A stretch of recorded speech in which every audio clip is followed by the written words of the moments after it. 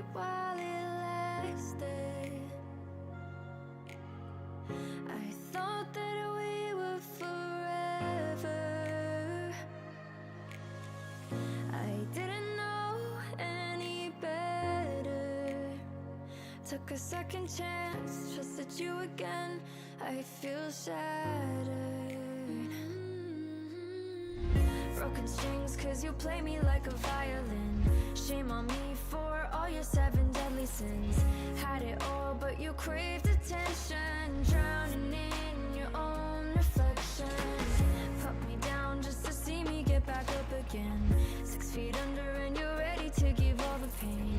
If I was your new addition, you make me part of your equation. Shattered from the past, wish you were my last. Shattered me to pieces like broken glass.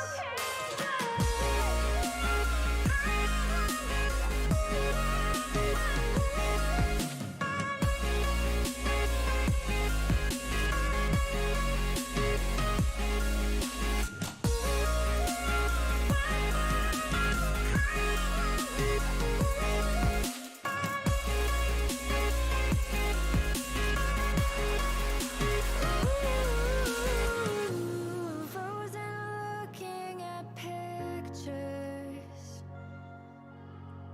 that we took back in the summer.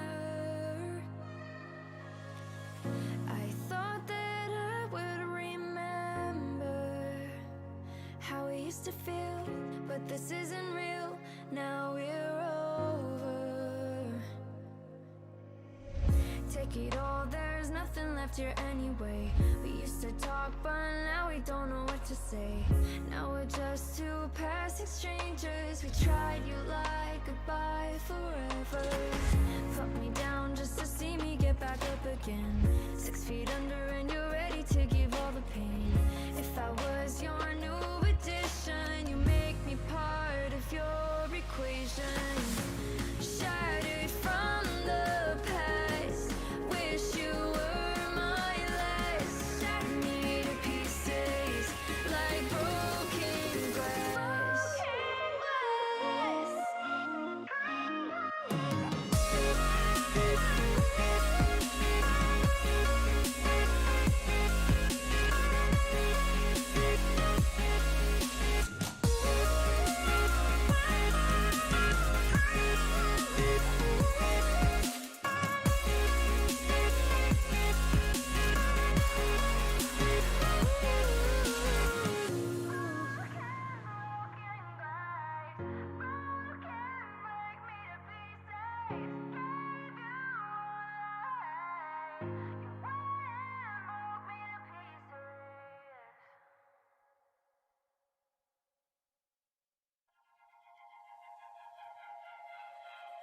Came from a broken home. I've seen so many people go.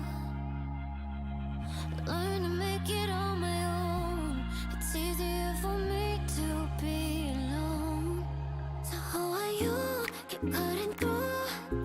Claiming you're not like the other guys. And only if I could give you a chance. Show me that you mean it. Won't feel some type of way.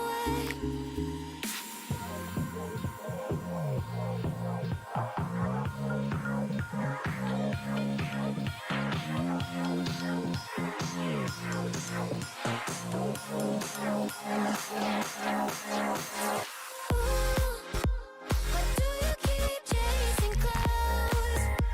Gonna leave before I feel something. Before I go and change my mind.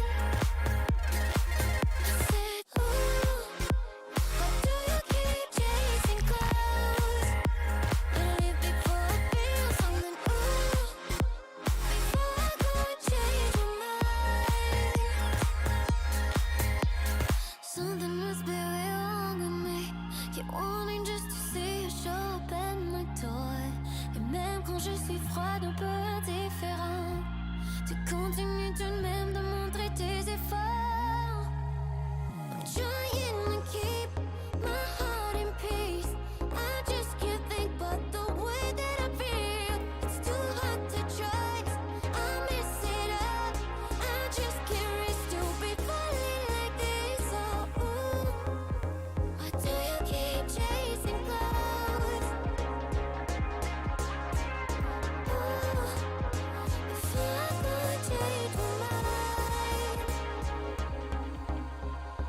I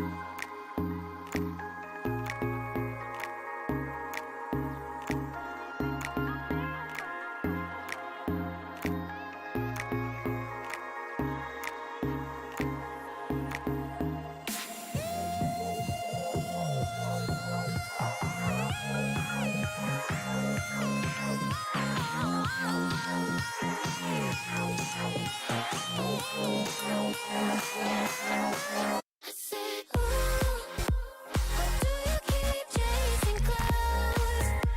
Gonna leave before I feel something, ooh, before I go and change my mind. I said, ooh, why do you keep chasing clouds? Gonna leave before I feel something, ooh, before I go and change my mind.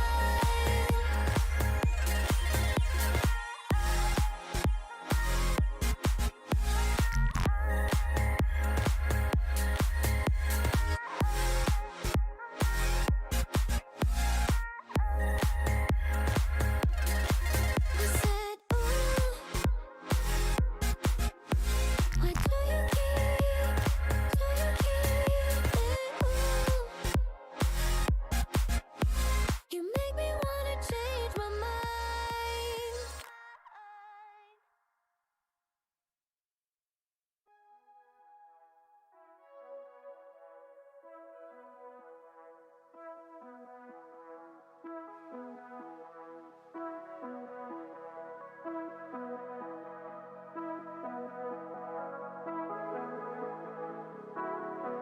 I was all alone.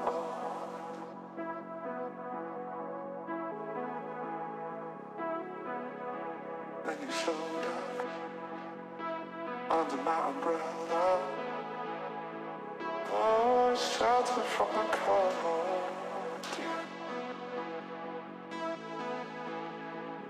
Where do we go from here? Where do we go from here?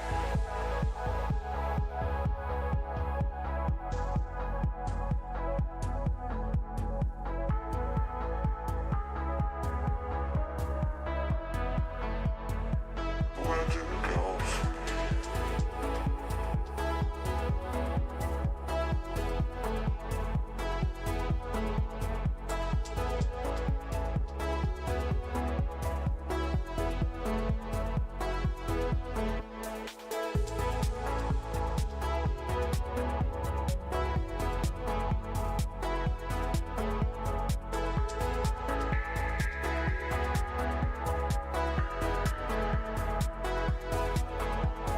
strangers down, lost in time with one another? The hourglass takes us further from here. Strangers down, lost in time with one another. The hourglass takes us further from here.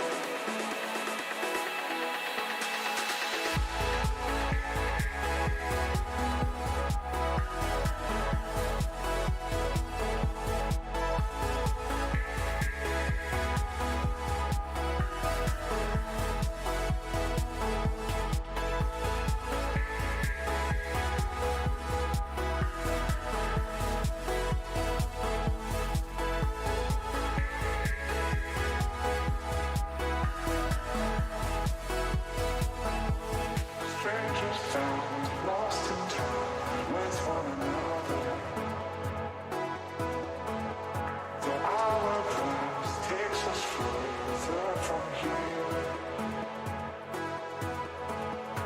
Strangers down, lost in time with one another. The hourglass takes us further from here.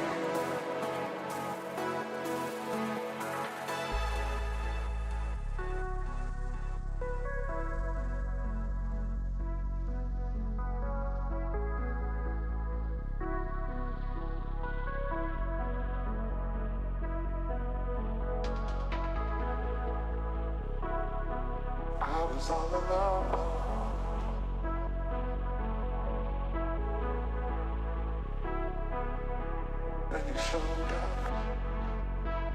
under my umbrella. Oh, shelter from the cold.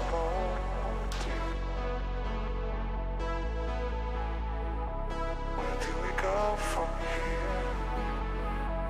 Where do we go from here? Strangers down, lost in time with one another.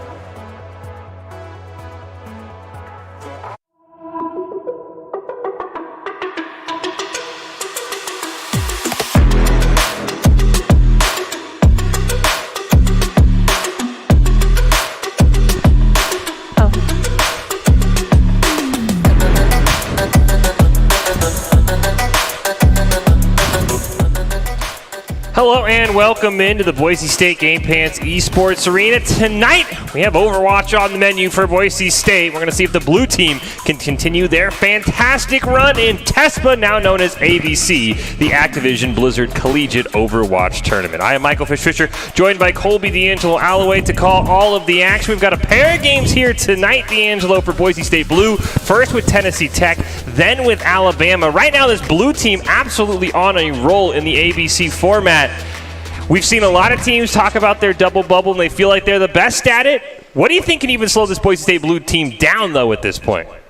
They will definitely have to continue their role if they want to get this good groove against Alabama, because that is one of the top esports teams in the league. I mean, all of these really are top teams, but Alabama has been one that we've especially been looking out for, so we really need to watch out for that and make sure that everybody on Boise State Blue is playing their best tonight. Yeah, speaking of top esports teams, if Boise State is able, or blue team is able to win these two matches tonight, thanks to the Swiss format, this weekend they would play Utah and Miami of Ohio, who are both top 5 teams in the country. So Boise State's got to make sure they're not looking too far ahead, because as you said, Alabama's a very talented program, but you beat Alabama, you beat Tennessee Tech, you could be taking on some of the best in the country. So there's some big fish on the horizon for Boise State, but tonight they've got to focus in. Boise State's teams as a whole, if you watched League of Legends last night, you'll understand what I'm saying, sometimes struggle when they're the overwhelming favorite. They sometimes play down a little bit, so I think Boise State Blues really got to focus in. And as much as I say I don't like casting stomps, I could use just a quick stomp to say, hey, we're ready for Utah, we're ready for Miami of Ohio. That would be absolutely lovely, a quick stomp. I love casting Boise State stomps, Fish. I don't know what the problem is. It's always a good day to be a Boise State fan, but it's a particularly amazing day to be a Boise State fan when they stomp someone, Fish. No, I like the other team having like the somewhat optimism, because you can't go into a fight, you're like, well, I don't know what Tennessee Tech's going to do. Maybe Boise State's going to forget how to hit their keyboard. They're going to plug in their Xbox controllers, or they're going to I don't know. So hopefully, like I said, I love a best of 3 series. I'll go 3 games. Boise State wins. If it's a 2-0, though, for Boise State, I'm not going to complain. So like we said, 2 games for Boise State Blue for sure. Depending on how time looks, we might get a look at the orange team, which would also be a ton of fun. But we're starting in ABC, formerly known as TESPA. It's a 10-game Swiss. Best of 3. We go control, hybrid, escort, and as we mentioned, Boise State a number 8 team in the preseason coaches polls, and they could really move that ranking up. If they're able to win tonight, they would play number 5 Utah and number 4 Miami of Ohio this weekend in the Swiss format. So that is something to keep an eye on here. But right now it's Boise State and Tennessee Tech. We're moments away from that, D'Angelo, and we really haven't seen too many meta shifts. I know we had the patch. You have been really pushing. Somebody's going to figure out how to play Orisa, and we just haven't figured that out yet. And Blizzard also hasn't buffed the companions that Orisa needs to be successful. There's also some interesting changes that are in the experimental patches on Overwatch as of today. Some changes that make Reaper a better overall DPS, which I mean, he already was buffed with the most recent changes, but that would be an extra unfortunate thing for any and all tank players.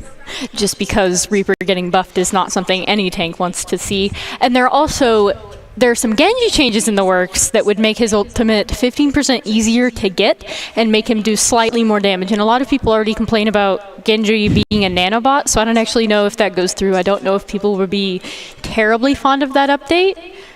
But I, as a support player, am just a little bit fundamentally opposed to Genji getting hard buffed, Fish. I mean, what, any support, maybe besides the Moira main, since she can go invisible, are probably like, please no, I vote no, stop, I'm not going to do that. That'd be great for Boise State Blue, because they have actually brought out that Nano Genji quite a bit, actually, from time to time. We've seen it, I think on Havana quite a bit. For third point, we've seen them bring it out. So that would be an interesting buff. It's clearly, Blizzard's like, hey, we just buffed all these tanks. DPS players aren't having any fun. They already have 10-minute queue times. Let's just make it more fun by buffing Reaper and Genji, because that makes sense. As you see the Boise State Blue team, as we mentioned, this team has been absolutely killing it. Big shout out to Rezo there, not pictured on the screen, but he has been fantastic when we've seen times where maybe Goblin just needs to clear his head. But Goblin's also done a great job responding, and so Boise State cursed and blessed with 7 talented players in a game that only allows 6.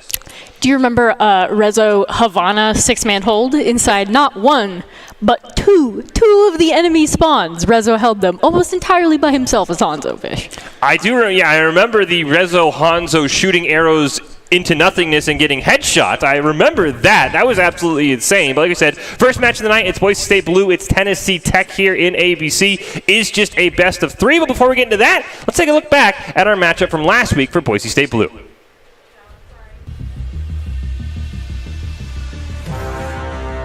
That res actually ended up giving Boise State more ult charge than it ended up having impact on the fight, so that was a little bit unfortunate. Oh my god, that wall was huge!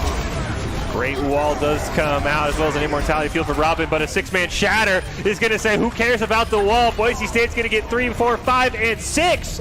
Fresno State's going to have a very... Rigby has respawned and is going to try to join the fight, but a huge 5-man EMP comes out from Goblin. Can Boise State punish? They take down MGCL, they'll take down Bully Hunter. No tanks alive. Sugar will fall, so will Robin. Sushi Lover trying to get back to his team. He will fall as well. Just Rigby. Boise State's going to just make sure he dies nice and late into the fight. And a huge EMP value there from Goblin. More of a defensive role. So he's going to be hiding around the corner. Boise State at least neutralizing that for now. Here comes Kel in on that flank. They are all eyes on Robin right now. They do not want to let that Zenyatta play the game, and they'll go all in for it. They get a pick onto him and onto Sugar. Now they're going to knock Sushi around, and it seems like Boise State's plan of dive to carry has worked out well. You eliminate the off, so now Boise State has to contest in a 6v5.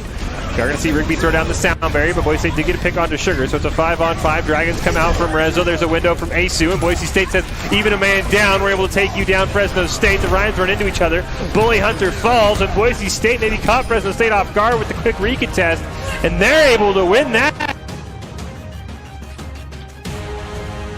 That, but not much more. We do get an Ant Matrix and a Dragon that comes out.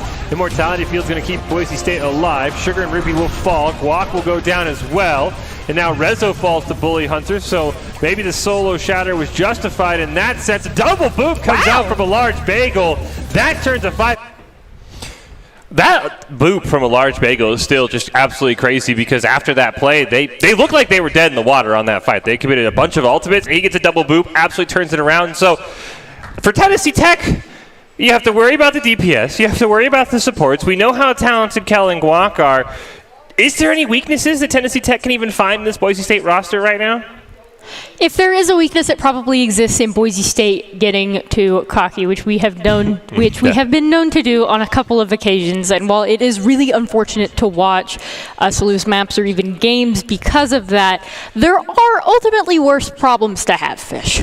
Yeah, I mean, if overconfidence is your worst problem, it's a pretty good problem to have, because most of the time Boise State, I mean, Goblin in particular is the key focus. Is he's somehow flanking on Torbjorn or Bastion.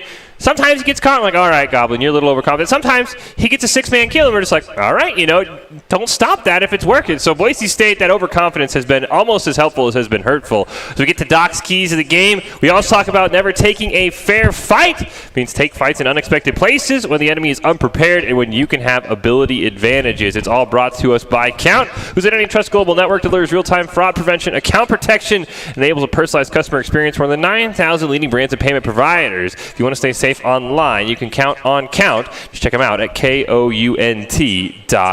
Getting ready for our first match of the night. Boise State Blue taking on Tennessee Tech in TESPA here, a best of 3. And Boise State looking up pretty well here, and these best of 3s can go by pretty quick, D'Angelo. So if you lose control, you got to make sure you're on your game, because you can immediately just fall over on Hybrid. Absolutely, and control, the most important thing is the first fight. That is the biggest determiner in who will win a control map. This look like, for the most part, pretty similar setups here. DPS a little bit different with the Doomfist taking on the Tracer. We also have the Wrecking Ball versus the Reinhardt. We still see Guac, despite the double bomb meta, on that Reinhardt that he is so incredibly comfortable and so incredibly skilled on. We'll see if Tennessee Tech is able to take advantage of that, as the Tennessee Tech is in the blue, Boise State in the red, as Plato's able to pick up the first kill on the HUD. High ground being held right now for Tennessee Tech. Boise State does not care. They're trying to capture the point. Now a couple members will jump down from the Eagles to contest. Looks like the first one is going to be AD on that Wrecking Ball. He's immediately going to go away. We just see an Immortality Field. Does get baited out by Asu though. Boise State has to be a little bit careful. They'll take out Gandorks as well. So no Immortality Field to keep anybody alive. Shield breaks for Guac, so he will line of sight. Goblin takes down Gandork. It'll be taken out by HUD, not able to get away. There's another support kill onto Equinox. And now without any support, Tennessee Tech's got to go running for the hills. Boise State picks up the point. And I'm not sure what they expected running the Tracer into the McCree there, Fish. I mean, that is usually a matchup that heavily favors the McCree. However, Doomfist will struggle with the Tracer. Oftentimes they can't really get to where Tracer is at because she just goes wherever she wants, and Doomfist at some point runs out of abilities.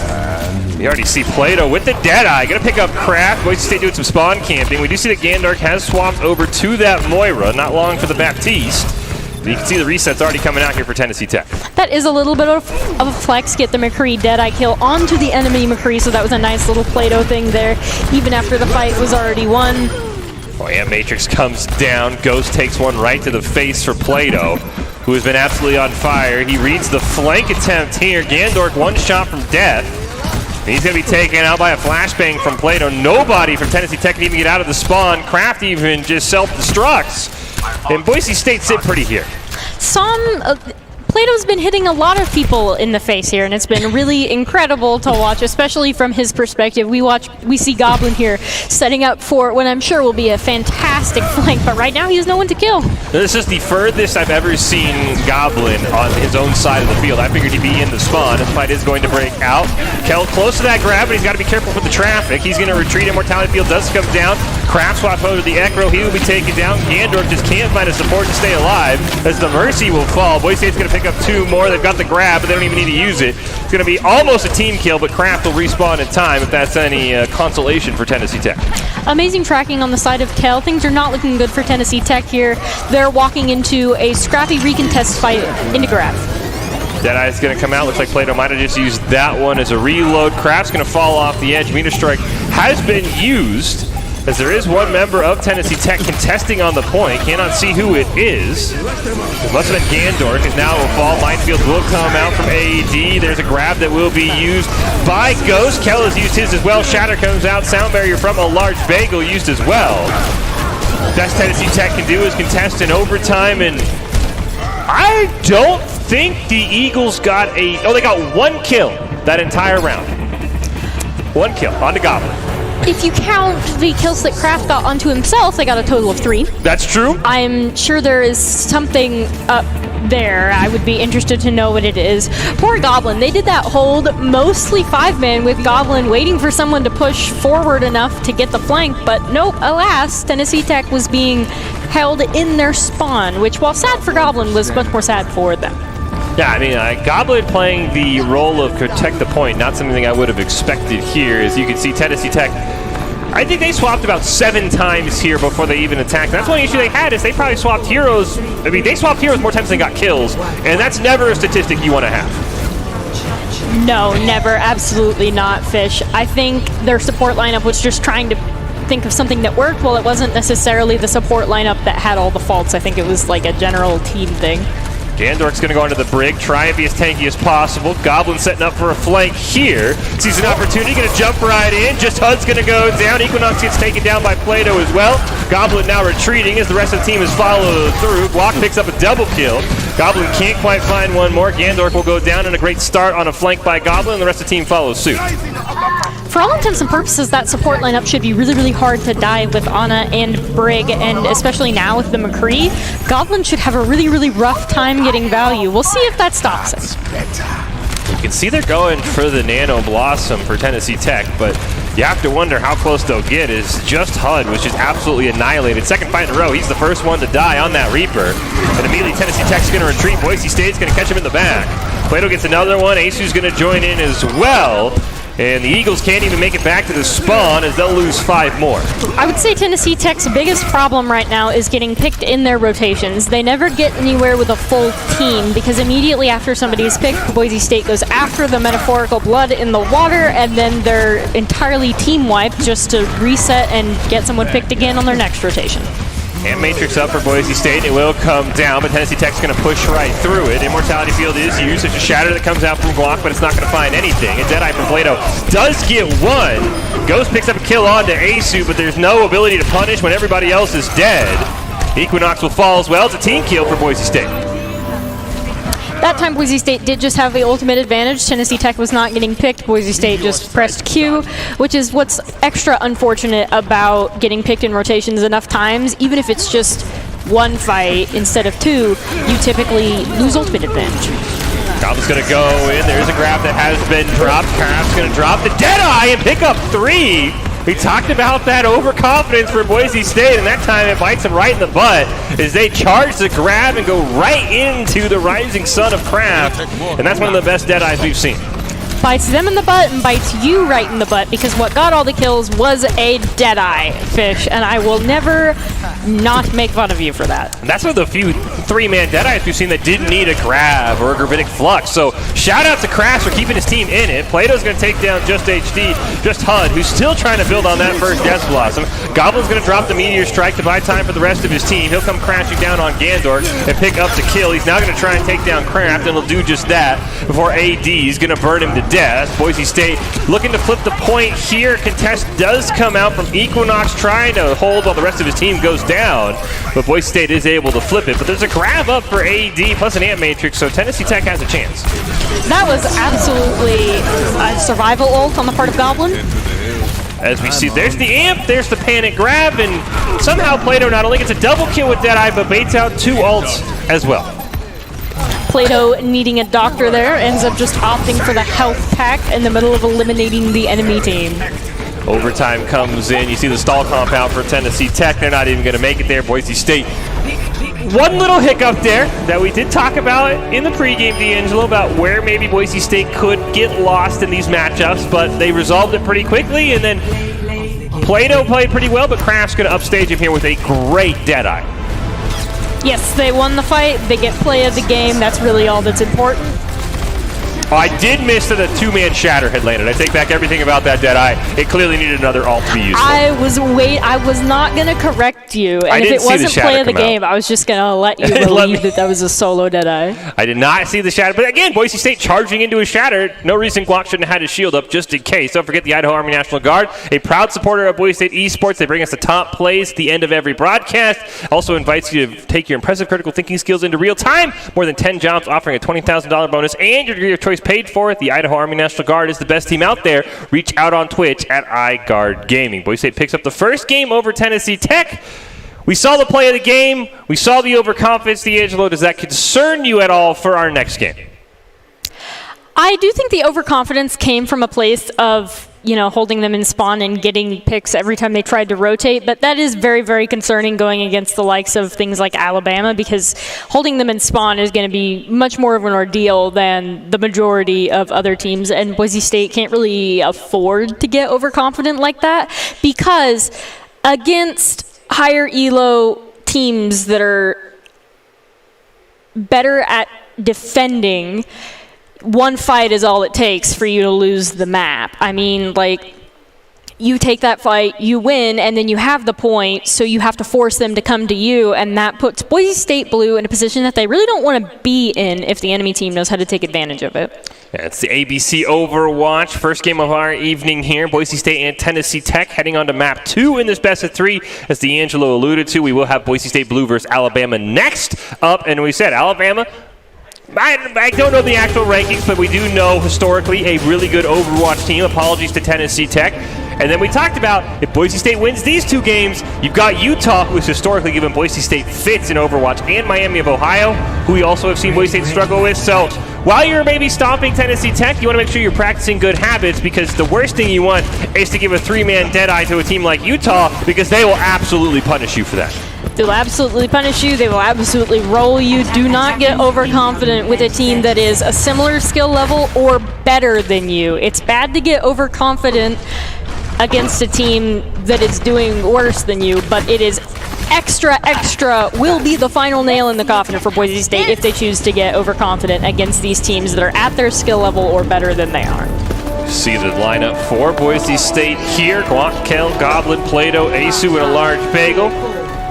We see Plato there on the Symmetra, but we don't have the Bastion that Boise State has at times used for the Statue of Liberty, Statue of Doom play here on this map. Nice sleep's going to land. Guac nearly gets taken out. He will actually be the first elimination. This Ghost going to get a great pick onto him. Boise State distracted a little bit by that Wrecking Ball. Equinox now going to get a kill onto Goblin. Plato incredibly low, and he's going to get taken out, and the Symmetra with no teleport strat is an interesting one at best. Guac was in there a little bit deep, and then Goblin followed him in there, and they proceeded to all get picked. However, Kel is sitting at pretty high charge and almost 50% to grab, so there is a little bit of a consolation from that last fight. Yeah, Boise State will swamp. They'll bring out the Pharah on Goblin. He's not going to have the Pocket Mercy for now. We'll see if anybody does consider switching. Is Kel up to 60% on that grab? There is an Ant Matrix up for Gandork, and he'll throw it down. Boise State's going to put the shield up. Guac's not able to hold, so they'll retreat behind line of sight. But Equinox the first one to fall, so he gets a little bit too over-aggressive. Ghost goes down right as the Shatter comes online. Immortality Field taken out. Now Boise State can run him down. They're going to be able to burn down Gandork. One elimination for AD, but that is all as he gets taken out, and Boise State will gladly trade Goblin's life for a 6 kill. Just as you said, Fish, the Shatter was online, but they really did not need it at that point, and now Boise State is sitting at a massive ultimate advantage with the Graviton versus Tennessee Tech, who just swapped onto the Zarya. If we grab soon enough, they won't have beat for it. However, we really do need to watch out for Blizzard, and if last map was anything to go off of, Shatter as well. Yeah, Shatter maybe into a Dragons off a grab, as we saw it was a Shatter off a Deadeye off a Shatter and a grab, as the 2 DPS for Boise State have a little bit of a small break while they push the payload. Now they'll choose to engage. Boise does have the Nano available. Deadeye is up very soon. There's the grab and the Deadeye, but a great main wall from Just HD is able to keep his team alive. Deadeye finds one. Immortality Field does get taken down. Shatter still being held onto for Ghost, and he'll take it to the grave with him. Nano lands on to Kel. He's going to send Tennessee Tech running for the hills. The Ice Wall from Just HUD tried to keep his team alive, but it wasn't enough. Now Tennessee Tech has the Blizzard and the Sound Barrier up, but we just used Grav, and we're almost 40% to another Grav, so really the Sound Barrier will probably be best used to try to deny Shatter value, because you're probably not going to get it off before Afara eliminates your Lucio with Barrage. You're better off just shooting and eliminating the Pharah mid-Barrage. But Boise State also has a defensive ultimate of their own for anything Tennessee Tech pulls out. There's the Rocket Barrage. Takes out Just HUD. Large Bagel with another double boop. This time onto both tanks for Tennessee Tech. Craft the only one alive. They Sound Barriered and Ant Matrix there and get absolutely nothing. And this time it's a Large Bagel hero of the fight with the double environmental kill. They Sound Barriered the Shatter, which was, I mean, exactly what they needed to do, but it was not enough. Boise State was on them even after the Sound Barrier dissipated. There's the Blizzard that's going to come out from Just HUD. Kel's trying to hop away, but he's not able to make it. A Large Bagel will throw down that Sound Barrier, but Boise State's going to lose Plato as well. Shatter comes out as an overkill from Ghost, and Boise State's going to get full wiped here. Kel respawns to avoid the team kill, but that's the first fight win we've seen for Tennessee Tech on Kings Row. We put down the Sound Barrier after too late to save our Zarya, and that was a bit unfortunate, because when you're pushing this third point on Kings Row, especially going into ultimates for the enemy team, Kel has been a vital part of pushing on that Zarya, just because she's such an amazing DPS and complements Reinhardt so well. The Deadeye is up. There's the grab that's going to come out. Nano's going to go on to Guac. Deadeye doesn't going to find anything, but Boise State's still going to be able to pick up 3 kills and start pushing this payload around the first corner, trying to get back to where they were before. They'll be able to wipe the floor with the rest of Tennessee Tech. Gandor makes it out. No, he doesn't. The Golden Eagles have started to respawn, and Boise State once again has to win about one more fight. Boise State missing out on a little bit of cart push there for a hot second. And Plato's Deadeye was a little bit questionable right next to the May, so good for her that she managed to secure the headshot. But Grab Dragons comes out for Tennessee Tech. It's enough to take down a large bagel. Guac, Plato, and Kel will all fall as well. And you have to wonder if that cart would have been any closer. As you mentioned, Boise State missed about a good 5 seconds of pushing before that fight broke out. And now we still need to watch out Shatter. Both teams have Shatter. However, I do think less than Shatter, I think Nano will probably be the primary determiner onto either Kel or Guac. Goblin and just HUD. Both are taken out. Boise State's now going to push the pressure. Plato's going to take out Gandork, and off of a 1-for-1, it's Boise State who comes away with the clean victory, and now it's just HUD and Ghost who have to defend against his payload. And it's unlikely Boise State will let too many members get out of spawn. I mean, they definitely shouldn't, and it looks like they're setting up to try to stop a lot of that. They seem to stop Equinox before he got fully out. And the Nano landing onto a large bagel, probably not what Asu intended, but the result's fine all the same. Boise State's trading 1-for-1. The payload only has to go 1.6 meters. They're very close. Plato, I don't even think anyone knows he's up there. Nearly takes down Equinox, but Guac will pick up the kill bro. Just HUD's going to use that Deadeye, not find anything. Again, I don't know if anyone on Tennessee Tech knows that Plato is up here. Somebody watch a kill cam and find out where their Ash is. Finally, AD does it, but he chooses the Ash over the point, and Boise State will 3-cap with 2:13 left. And that fish is exactly what is so complicated and difficult about getting your sniper on the high ground when all the enemy team is forced to do is contest. They can't engage on the Ash. They can't engage on, I mean, any sniper that's on the high ground and not on the point. If it's in overtime like that, you need to keep putting bodies on the point. You can't afford to go after the Ash because then they just win the game. But equally, if you don't do anything about the Ash, it's just a matter of time before you've been team wiped time and time again. Just HUD popped the Deadeye, and Ash didn't even move, didn't even line of sight, so I assume that just HUD didn't even see him up on that post. That was a really, really good job by Boise State. Now Tennessee Tech has quite the job in front of them, and Boise State has quite the comp to potentially win this match here on defense.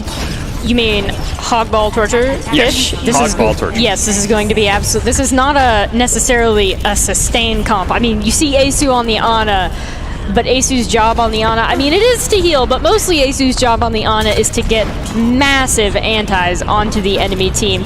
This is very much a team comp that is focused on eliminations, not really sustain, because each of their characters can more or less fend for themselves. So this is kind of, it's a team game, but this is kind of an every man for themselves comp fish. Tennessee Tech at least starts out well, dodging the dynamite that Plato had thrown right in front of him. They're going to push around. Dodging dynamite is very important. Yeah, it was a good start at least, but now Equinox going to be the first one taken out, so that good start takes a quick turn for the worse. Boise State's now going to sandwich Tennessee Tech inside that building as Kraft gets taken down. Asu barely able to sustain himself. Gandork will get gripped in. He gets taken out. Maywall comes down just a tad too late, and just HUD will die as Tennessee Tech retreats. With those staggered respawns, they're going to have to wait. I do not think that Tennessee Tech was ready for the full swap onto hog ball torture, which is something that is a bit, it is a very unorthodox comp that you don't see a lot of teams run as anything more than a meme or high damage comp usually, so I do respect them for not knowing that was the case. I like the Maywall there. Cut off Kel. He does eventually get a hook on into Gandork. Going to heal himself up close to the whole hog as he'll retreat to that health pack. But unfortunately, Boise State has lost a couple of members, so Kel does have to be careful. He's got a large bagel behind him at about 1 HP, plus his mini shields. And now Boise State's going to try and contest here. Goblin gets taken out. Freeze lands onto Kel. He's going to try and retreat. Whole hog available in 1%. Minefield does come down from Guac.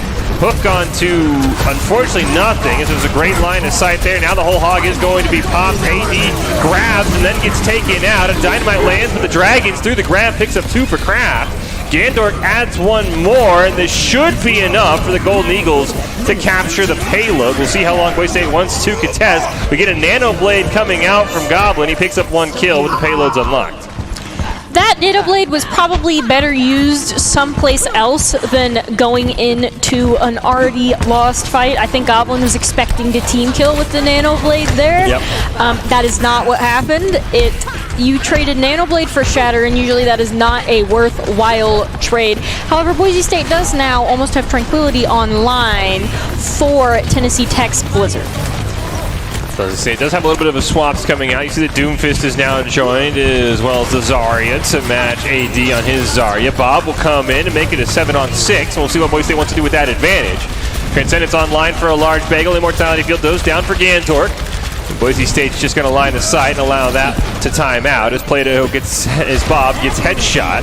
Goblin, though, meanwhile, going to use that as a distraction. He'll pick up 2. Kel's going to add 1 more. Plato's going to try and dodge the blizzard that comes out from just HUD. He did it long enough for a large bagel to take him down. Does get frozen. Goblin pays for it, but you can see Tennessee Tech retreating back into their spawn, and Ghost not able to make it out, and that's a huge stagger for Boise State. Shows amazing rotation on the side of Boise State for not having to use Tranquility in that Blizzard fight. They were able to just sustain through that. That is not good for Boise State. The little Hanzo log there by Kraft. I didn't even see him. But as you mentioned, these Hanzo players know the hitbox and they know exactly where to shoot. Guac looked like he was trying for a flank, didn't find it. This is going to open up for Tennessee Tech to have quite a nice push here. A nice kill onto a large bagel with that Transcendence available as well. It genuinely baffles me, Fish, how amazing we did negating that Blizzard, and then we just proceeded to go down half of our team when we really didn't necessarily need to, just kind of pushing and peeking things we shouldn't have peeked. It is genuinely amazing. And then we just walk back in to clean up the fight. And we drop a minefield. We nano Goblin with the Meteor Strike. Doesn't have to use the ult. Asu does get taken out, but it's a fair price to pay. Boise State eventually will kill all 6 members of Tennessee Tech. And yeah, it's like a Jekyll and Hyde effect almost. They make a great play, and then somehow 3 of them get picked for nothing. Asu was the price there, but Boise State is now sitting back on this hold with a massive ultimate advantage. They're probably going to try to combo grab with Doomfist ult or something to that effect, and they're probably going to save Tranquility for the grab dragons. That would definitely be the best move for it, especially since their Zarya is so close. There's the grab. The sound barrier from Equinox comes out at 10 HP to keep his team alive. Goblin does get a kill onto Gandork. Meteor Strike will be active. A large bagel gets taken out once again, but Boise State's going to trade 1 support for 5+ kills. Equinox trying to get away, and he's not going to make it. And once again, it's a support who pays his life. Plato dies at the very end to Kraft, but he'll be taken out. Boise State supports have definitely been the price here, and they might not necessarily get back in time, and if they do, it'll be a little bit scuffed in time for the grab dragons that Tennessee Tech has online. That is Tennessee Tech's win condition. It's a great patience by a large bagel, holding that Transcendence for those grab dragons. Just HUD and Guac will get traded out, so Boise State without a tank. We'll see if Tennessee Tech wants to commit that grab dragons. Looks like they actually used that shatter. There's the grab that will be comes out immediately. The Transcendence is used. Dragons comes through. Kel gets taken out, and Ante onto Goblin means Transcendence is going to do anything to him. So a great play by Ganzark, who also lands a nano onto Ghost, who's going to decide that's a great time to take a nap. So he will fall asleep. Minefield's going to come out from Guac. He'll get 2 there. The large bagel will get taken out, though, as Guac's trying to burn out as much time as possible. Only a minute left for Tennessee Tech to capture this second point. Guac looks like he has done enough to stall for the rest of the team to get there, as Plato's hiding on the other side, but does get taken out with a nice headshot from just HUD. And Guac decides he'll start spinning around. Deadeye's going to get a pick onto Goblin, who is running back into the fight, but still, this Wrecking Ball is stalling, even with these nerfs to how far he can launch people. Kel gets taken out, and Guac's almost baiting his team to its death here, and the second point is going to get captured anyway. Guac does not care if he gets eliminated by a shatter first in fight. He is back immediately there to contest the point, get some elimination. Guac is rolling around, living his best life as that little hamster man there, Fish. Boise State's got the double snipers now online with Goblin and Plato. I think this time the Tennessee Tech's going to know where to look. Bob's going to join the fight. Guac will go slamming down. They're going to get a pick on to Equinox, who is pretty close to that sound barrier. Just HUD will go down as well. Now Tennessee Tech's running for the hills. We said Guac really does not care about his own stats. He's just there to serve as a distraction. While AD takes him down, it allows Boise State to get a great stagger onto Gandork and Kraft as well. That is a nice and long respawn there. Tennessee Tech sitting at less time on the board than Boise State already, and they've got to pull something tricky to get in here. Guac will probably place his mines in a way that makes it hard for Tennessee Tech to push. And now, especially that we have grab, we have basically a guaranteed fight win as long as that is used correctly. And we're able to either eliminate the Lucio or just burn through the sound barrier. They got to pick on to Goblin, but he was away from the point. Here the fight's going to come out. Nano's going to go on to AD from Tennessee Tech. Minefield does come down from Brock. There is the grab that has been used. Sound barrier comes out from Equinox, and the grab is a hard whiff. But Boise State's still going to pick up 3 eliminations to 2. Bob now joins the fight from Plato to give Boise State a man back. He's able to take down Equinox. Plato takes down Gandork. That's both supports down. Plato's making his own personal killing streak here as he goes for 3, takes down Ghost, and that should be enough to lock out Tennessee Tech from forcing overtime. Plato got the kill feed credit, however, it was Guac that sent that Ana into the air for the Bob to just have uninterrupted sightlines to burn that Ana down. Infrared sight does come out. One last fight here for Tennessee Tech. Goblin's going to get a 1 pick onto Gandork. The boot fails from a large bagel, but it's not going to matter. He gets 1 onto Kraft. Goblin does get another one. Asu and Plato have fallen, as well as Goblin. It's a nice refight here from Tennessee Tech. Despite losing the first 3 members, they've done enough to equal the sides, but respawn advantage over to the defenders means Boise State's going to get back in the fight a lot quicker as a minefield comes down from AD right on top of the point. You can see there's still 30 meters to push here in overtime for Tennessee Tech. Equinox gets taken down, and Ant Matrix from Asu will be used. Kel on that Wrecking Ball gets taken out. Deadeye finds nothing for just HUD. And unfortunately, a little bit of a C9 comes out there for Tennessee Tech, and Boise State's able to win the round and the match 2-0. A nice little thing we saw from Bagel there was he actually eliminated the Hanzo point blank before the Hanzo could use dragons, which would have been unfortunate for Boise State. So nice thing for Bagel there. And he gets credit for play of the game as well. Should be the double boop off the edge right here. When is it not a Bagel play that is a double boop off of some sort of edge? He seems to have all of those absolutely mapped, as you expect your Lucio player to do. Yeah, the sound barrier loses quite a lot of value when there are no tanks to sound barrier because they're falling to their death. Don't forget that the beatdown that went on all throughout February at Boise State has in-person finals coming your way this weekend. It's Street Fighter V, Tekken 7, Dragon Ball FighterZ, and Super Smash Bros. Ultimate. Check out the best that the Idaho fighting game community has to offer with the in-person finals event hosted at Boise State this weekend. Going to be a ton of fun. Right now, it's Boise State Overwatch who's having a ton of fun. The blue team, that is, a 2-0 win over Tennessee Tech in our first match of the night in ABC. At times, D'Angelo, I think we can maybe admit there was a little bit of playing with your food, but overall, Boise State righted the ship when they needed to. Hopefully, we do not do the, as you said, Fish, play with your food against these next teams, because then we will be the ones eaten alive. Now, Boise State Blue has one more match here tonight against Alabama. If they're able to win it, the Swiss format will then make the undefeated Broncos take on some other undefeated teams, and I've been told those teams would include Utah and Miami of Ohio. So there are really big teams on the corner for Boise State. They are potentially 2 games away, but they do not want to discredit Alabama. They are a very strong esports program. Maybe get a little revenge, too, because Alabama definitely took it to our Rocket League team about a week ago, and I know these Boise State teams maybe like to defend what happened to each other. So we'll see what happens. For now, though, we're going to take a quick break. We get our top 5 plays from that match. We'll be back with Boise State, Alabama, and more Overwatch.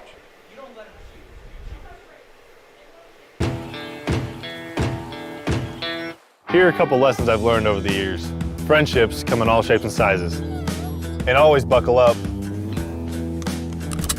Seatbelts save lives. That's a rule we can all live by.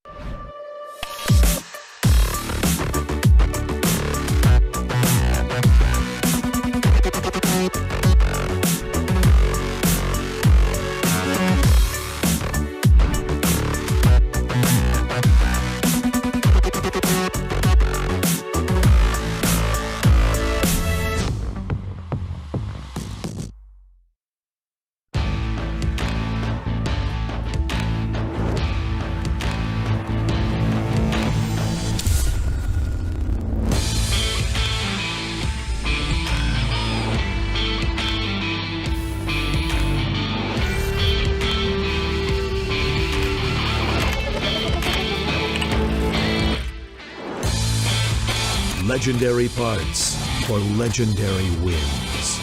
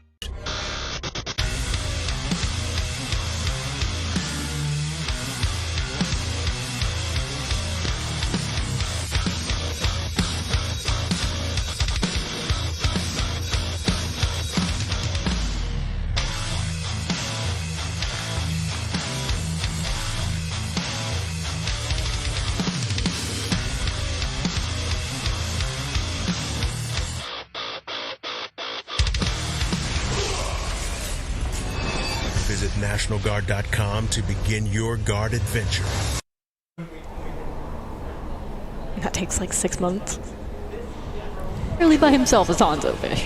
I remember the Rezo Hanzo shooting arrows into nothingness and getting headshots. I remember.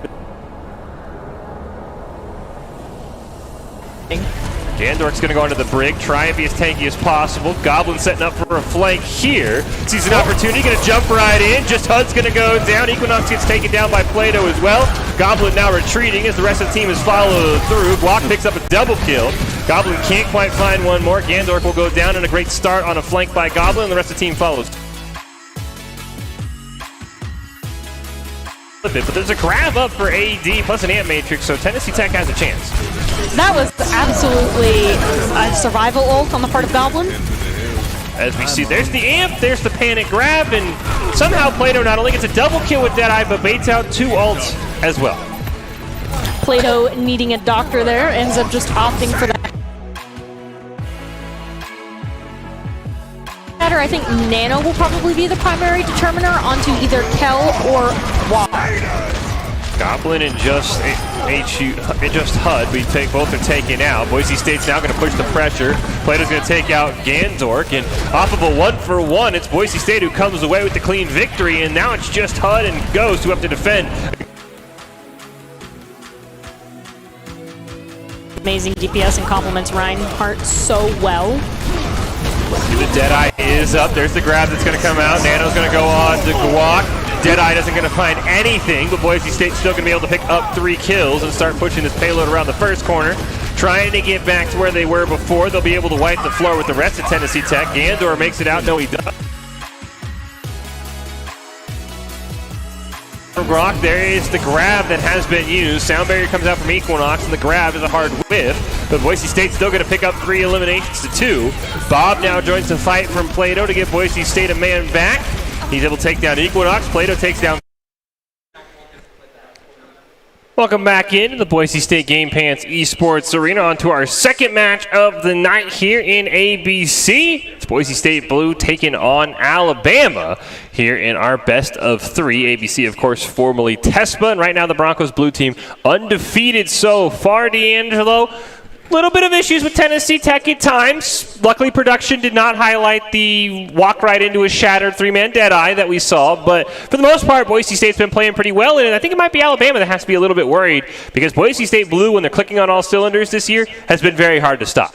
Very hard to stop unless what's stopping them is themselves. I will say that. And this is probably definitely the more anticipated of the 2 matches tonight, just because Alabama is such a high-ranked team, and so is Boise State, and especially coupled with what happened with Rocket League last week, I think this is definitely the match to pay attention to, Fish. Yeah, Rocket League, Boise State, and Alabama was definitely one-sided, and it was not blue and orange-sided, to say the least. As we get our rules here for ABC, formerly known as TESPA, now Activision Blizzard Collegiate. 10-game Swiss, best of 3, control hybrid escort, and we talked about it. Boise Boise State number 8 in the coaches poll and has a chance to play two top 5 teams if they could take down Alabama, as the Swiss tends to put the undefeated teams against each other. And I've been told if Boise State wins this matchup here, they will have Utah and they will have Miami of Ohio later this week or next week. And that is a match I want to see, but Boise State cannot look ahead of Alabama. As you mentioned, D'Angelo, they are a very well-respected esports program, and at times Boise State has been, even if a team's just a little bit lower or even, Boise State has sometimes played themselves out of matches in their own head.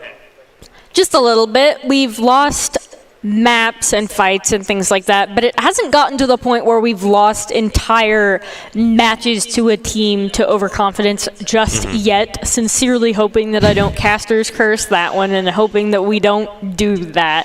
However, I like to think that the members of the blue team will take Alabama and the other teams seriously enough, because they all got to the top for a reason.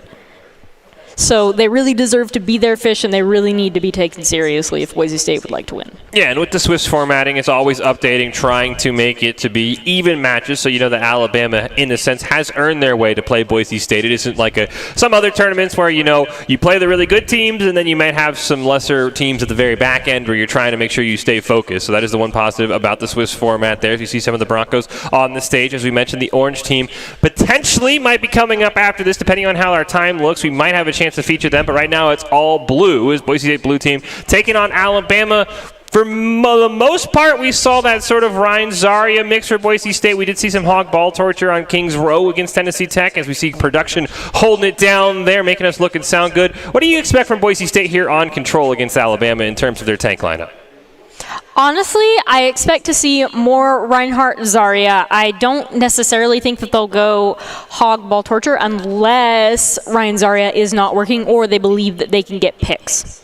To get Doc's keys to the game, never take a fair fight, always something that Doc is harping on for the Boise State Overwatch team, and that means take fights in unexpected places when the other team is unprepared and when you can have ability advantages. And it's all brought to you by Count, whose Identity Trust Global Network delivers real-time fraud prevention, account protection, and enables personalized customer experiences for more than 9,000 leading brands and payment providers. If you want to get more information, go check them out at count.com, KOUNT.com. And one of the big reasons why I think Boise State has the ability advantage a lot is Kel does a really good job on that Zarya, usually beating other Zaryas to his grab. So we'll see if Alabama brings out the Zarya, as we're seeing Alabama and Boise State here, if Kel gets the first grab, and that's a really good way to have an unexpected fight.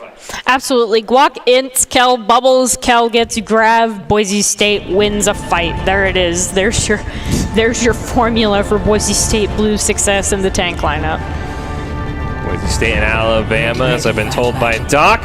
Definitely teams that are very familiar with each other, and definitely teams that really don't quite like each other despite the proximity. I know they're not Nevada, I know they're not Idaho, but they are still a team that in the esports realm Boise State has had some issues with, and I'm sure the blue team is looking for some revenge, and for the most part everything's pretty standard. The May, about the only interesting thing right now that you see, but both teams actually have one.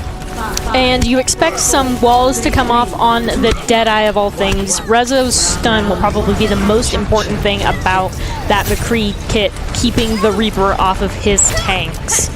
And the only difference is a Reaper on the side of Alabama, as you mentioned, D'Angelo, and the McCree for Rezo for Boise State, subbing in for Goblin, and we'll see how he does in his first action of the night. As an Immortality Field from Smirk has already been put down. This is now Boise State's opportunity to push. A freeze comes out, but a great Immortality Field from Asu is going to keep the Broncos alive, and Hoya is the first one to be taken out. A Maywall goes up from Plato to allow Boise State to sustain. Now Yogurt Bags is the next elimination, and it's Boise State who's in the lead right now, up 2.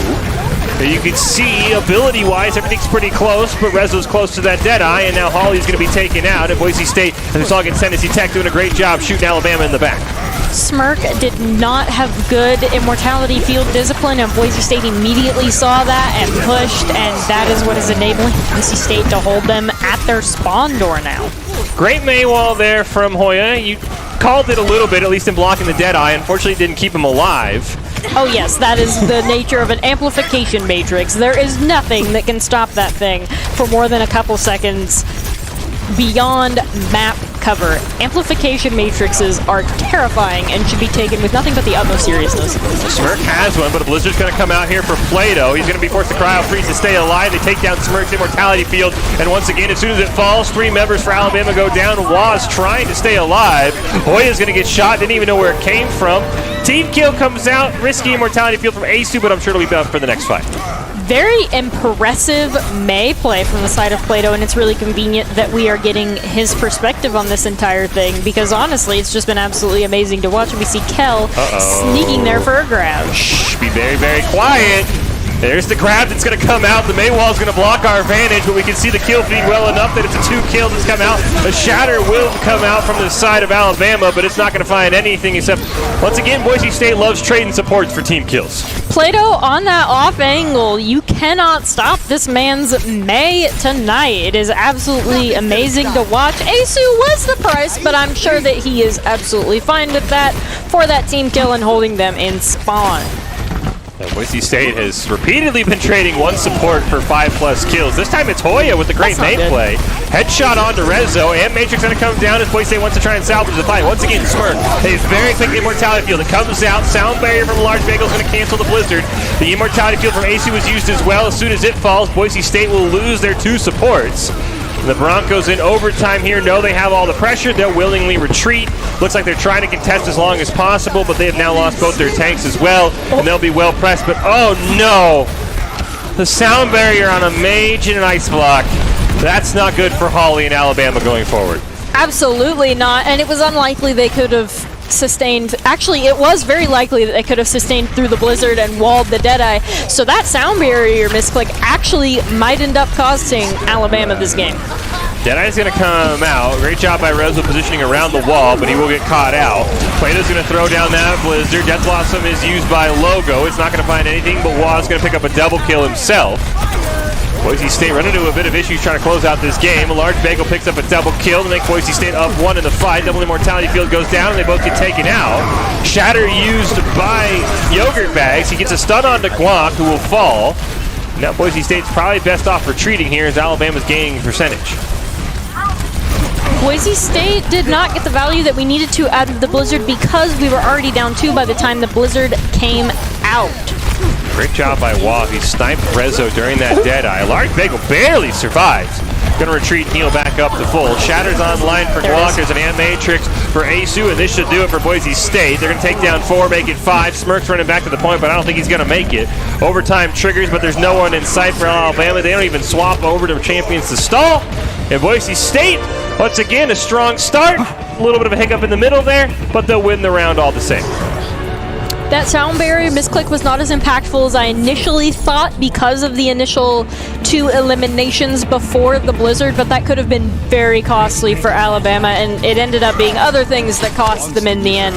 But that is something that they will definitely have to pay more attention to, because it's little micro things like that that can win or lose you games at this skill level. Yeah, we've also seen the immortality fields from Smirks have consistently been a little early, and you mentioned it, I think, a couple of broadcasts ago about making sure you put them in an area that is line of sight of the enemy but still hits everyone, and that's something Smirk kind of struggled with, and those immortality fields were just kind of ripped apart by Boise State Blue. Absolutely. Corners are your friend. As Baptiste, you really want to place your immortality field around corners if at all possible. Otherwise, it's just going to get immediately burned down and be useless. Smirk has swapped off. It's the true double bubble here for Alabama as they're going to bring out the Winston, and Yogurt Bags is going to be immediately taken down. A great main wall from Plato. Catches him on the wrong side of the wall. Guac and Kel going to take down 3 more. Guac gets 1 more to add on. Hoya's trying to do what he can, and he gets punched to death. And Boise State, once again, a team kill traded out for Asu. Poor Winston. I didn't see a Winston. I don't know what you're talking about, Fish. He was on the screen so briefly, I didn't have time to register his short but bright life. And now we see Asu getting taxied back. I'm sure he's at this point getting slightly annoyed with always being the cost, but, you know, the cost for a win is still a win. Exactly. Holly gets dropped low. Able to sustain for now, and Waz going to be the one that gets the first kill, and it looks like the health bars for Alabama that were all in critical condition. Able to survive. Double Shatter does come out. Just like that, Boise State flips the fight. Smirk keeps himself alive, but for nothing. Anti is going to land on the Kel, but he's able to survive. Immortality field comes out. And there's another team kill for Boise State, 2 for 2. This time, Plato and charging his Blizzard before next team fight were the price. Now it's going to be much harder for him to charge it before next team fight. But honestly, with the way Boise State has been cleanly winning these, and with the fact that Alabama has no ultimates online, I don't think it's terribly concerning that it took Plato a little bit longer to take that Blizzard. Rezo gets picked, being a bit too greedy there on that Doomfist, but that means anything. It's a Boise State team kill right around the corner. Blizzard comes out. Boise State's able to get 2. Yogurt Bag's incredibly low. He will be taken down. Immortality Field from Ace is going to be used to stabilize everyone, but Guac wasn't in it. But he somehow stays alive at double-digit HP. In case you were curious, we saw a large Bagels brush with death at 3 HP, and we just saw Guac's brush with death at 18 HP to the McCree Fan the Hammer. Things have been very scary at certain points in Boise State, but Alabama has been unable to follow up on those kills. Alabama is walking into a grab. They've got a Deadeye available. They've swapped over to the Diva. We'll see how that works. They don't need the grab. They get an Immortality Field down. They do take out the Smirk. High Noon's going to come out from Logo, but he'll immediately be stopped. He's going to get burned down. 3 down, 4 down for Alabama. The sound barrier onto one person. Didn't even stop the team kill.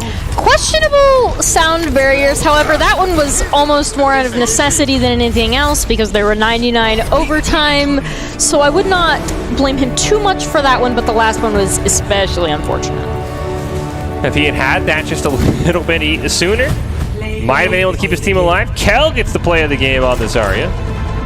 And did you expect anything else other than a play of the game for Kel with all of his grabs and all of his time? I would be curious to see his average energy stats because I'm confident it is at least above 70, probably more in the 80 range, just because Kel has been an absolute menace on that Zarya. Yeah, I mean, it started that play at 40, and by the time that play finished, he was holding 90 for the last 5 seconds. His energy has been absolutely insane. Don't forget that Boise State Esports is always looking for talented players, production, and broadcasters. Top talent, along with good grades and eligibility, can earn you scholarships as well. Sign up today by visiting boisestate.edu/esports for more information. I will say, my favorite thing about that second map on Control for Boise State is that's the cleanest they've looked all night. Rarely did they ever lose more than 1 or 2 players. Even when they did, they were still able to rally and win the fight. That actually felt like what we've expected from Boise State Blue. Couple times against Tennessee Tech, that first match against Alabama, they're rolling, they bait themselves into a fight, and then they lose. I really like kind of how Boise State was, all right, you know what, no more playtime. Sorry, Alabama, have fun in the spawn. Beautiful. It was absolutely beautiful. I'm very proud of our Boise State Blue team, and I will be sure to congratulate them after this match for that clean play on Oasis, the second map, because just as you alluded to, Fish, there definitely was some pretty significant play differences between first map and second map, and if we continue to play as we played on second map, which is at our best, we should be able to take this and have a chance to play some of the greatest teams in the nation and possibly to be known as one of them. Yeah, Utah and Miami of Ohio around the corner for Boise State in the Swiss format if they can take down Alabama on Blizzard World, which appears to be our next map, so a change of pace away from Kings Row. Interesting to see if Alabama has something up their sleeve, but I think for the Crimson Tide, their downfall starts and ends with questionable immortality fields and questionable sound barriers. The support play for Alabama has to be better if they want to take Blizzard World or even challenge Boise State. It really does feel like the support lineup is the weak link in the Crimson Tide's lineup there. It does seem like that's kind of what's costing them fights, what's not really getting them what they need to get done. This is the fight record for Boise State on Oasis. And you can see how many wins, 4 fight wins for Boise State, only 1 for Alabama. And Boise State, 7 kills, 6 kills, 6 kills, 9 kills. The kill differences between these two teams just absolutely incredible on the first map of Oasis. And that's exactly what we expected out of Boise State playing their best. We were worried that they would get overconfident, but so far they haven't, and that's been absolutely amazing. And ASU was unfortunately the price of most of these fights. But, I mean, when you win the team fight, does it really matter if you're the price, honestly, Fish? No, here we see our second map, and maybe the most impressive, if you look at those second and third fights there, May, the first death for Boise State, and then Goblin or Rezo on that Doomfist. The 2 middle fights, Boise State had the first death and still rallied to win pretty cleanly both times, which is probably the most impressive part. Which is very significant, especially because both of those deaths were on DPS, which really just goes to show how hard Kel is carrying on that Zarya. It's very nice to see him getting all that damage. And Asu on the Baptiste, this is overall a team that has a lot of damage, potential with or without the Mei or the Doomfist. And Mei is not necessarily a high damage hero herself. She's more used for her control abilities and very valuable ultimate.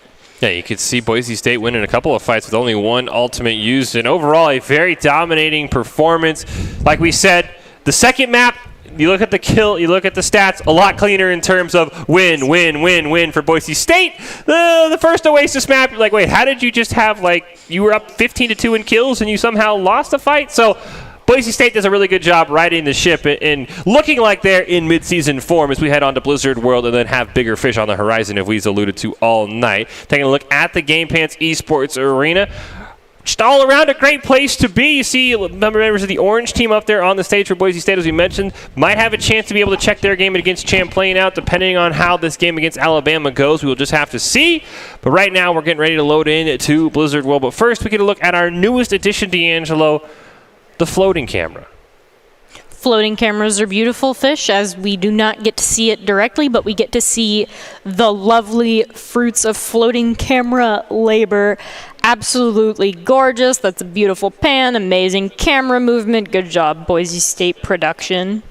I feel like at least once a month I'll come in here and they'll be like, we got something crazy here tonight. And I'm like, all right, let's check it out. And they never cease to disappoint. Just the latest addition to Boise State's non-playing lineups here, the lineup that Boise State has available in the production side. And I've heard that there are also some big things planned around over in your area, D'Angelo. So you may come in next week and you may not recognize the area you sit in. That's all I'll say.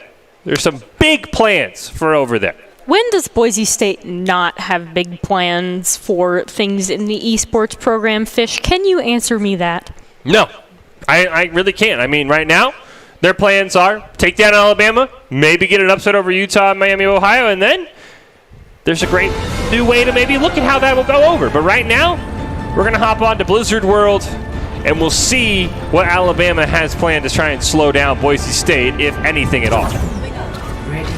Usually on defense, spam is better. Usually on defense, you want to run that Orisa, and she's even more necessary on Blizzard World first point defense just because of the most recent buffs to her. And as we see, they're running the double shield out into the Mercy Baptiste. This is definitely a comp where they want to eliminate you before you get to them. And with that Mercy, they're hoping to mitigate any picks that Boise State might get before the fight really begins. But we're seeing Boise State go for a very much in the fight comp. Like all of these people, they don't necessarily do things before the fight. They go in, they get value during the fight. Whereas the Crimson Tide is completely different. They want to keep Boise State at a distance. They want to win the fight before it even begins. Now, one note for Alabama, Holly, who did not have a great first game, has been subbed out. It is Paper Rug now making his debut on that Mercy, so we'll see how he does in that support role for Alabama. As we mentioned, support difference, a big reason why Boise State had a clean 2-0 win on Control. As right now, Hoya has dropped incredibly low with that Orb of Discord, but he has been able to survive a couple of times as Plato's just racking up damage. I've not seen too many headshots, and the Immortality Field from Smirk once again comes out very early. We'll see if Boise State can punish with it on cooldown, and they're going to do just that as Hoya's the first elimination target, but Guac does get taken down in revenge, so neither team up much right now. There goes Paper Rug, but there's a trade out from Logo, so the team's both going to lose two. Respawns pretty close, and there's a great headshot onto Logo without the pocket Mercy. Almost finds another one, but a great shield, but there's the Immortality Field from Smirk. We'll see if Boise State can punish away, and it looks like they can, as they're going to pick up two more. That fight was a little bit scuffed on the side of Boise State, but it does not necessarily matter when you win. Alabama did not get the picks that they needed to before the fight truly began because Boise State rotated so effectively and so well. Guac got in there a little bit deep, but his respawn times as Ball are almost negligible, and so he was back before anything else too major could happen. Alabama really wants to hold this high ground. Great pulse bomb from Hoya. That's going to allow Yogurt Bags and Logo to pick up two more kills, so Boise State will immediately retreat. Not too worried as the payload wasn't pushing. The death onto Asu, though, definitely does put a little bit of a issue into Boise State's plans. Now they really have to wait for that spawn to come through. Guac has been found. But he's not too worried. He's just there to be a distraction. Plato's going to pop that Deadeye. Not going to find anything. Great Immortality Field does come out there from Smirk this time. It'll get taken out. Transcendence used by a large bagel to keep Boise State alive. No support ults on the side of Alabama. They do have the duplicate, but it immediately gets taken out. Now Yogurtbags and Smirk will be taken out. Logo's going to fall as that duplicate got him no value. And there's the near team kill for Boise State. Paper Rug, the last one alive, but he just runs away. Duplicate is such a powerful ultimate ability, Fish, but it feels like we never really see duplicates that get tons of value. What do you think, Fish? Yeah, well, we've seen some crazy duplicates and just how fast you can get things like Shatters and Gravitic Flux, but I think you're right. A lot of times we've seen Echoes, they duplicate, they go right in the fight, and then they find nothing. I mean, Logo's so disappointed in his efforts, he's actually swapped off. Double Pulse Bomb kill, one onto Guac, one onto Logo. There's an Ant Matrix down for Smirk, so Boise State has line of sight underneath the bridge. There's a Deadeye coming out from Plato. The shield will come down from Yogurtbags, who throws down the Supercharger. Boise State does pick up one. Plato gets another one right after it onto both supports, and it's Plato's turn to shine as Boise State gets the second point, and they wipe out the rest of Alabama. That was a clean little predict on the side of a large bagel, getting that immediate headshot onto their Tracer. Very nice, especially since we got to see it from his point of view. Asu had just came to peel for the Tracer, and Bagel was like, nah, I don't need that. I'm just going to headshot her myself.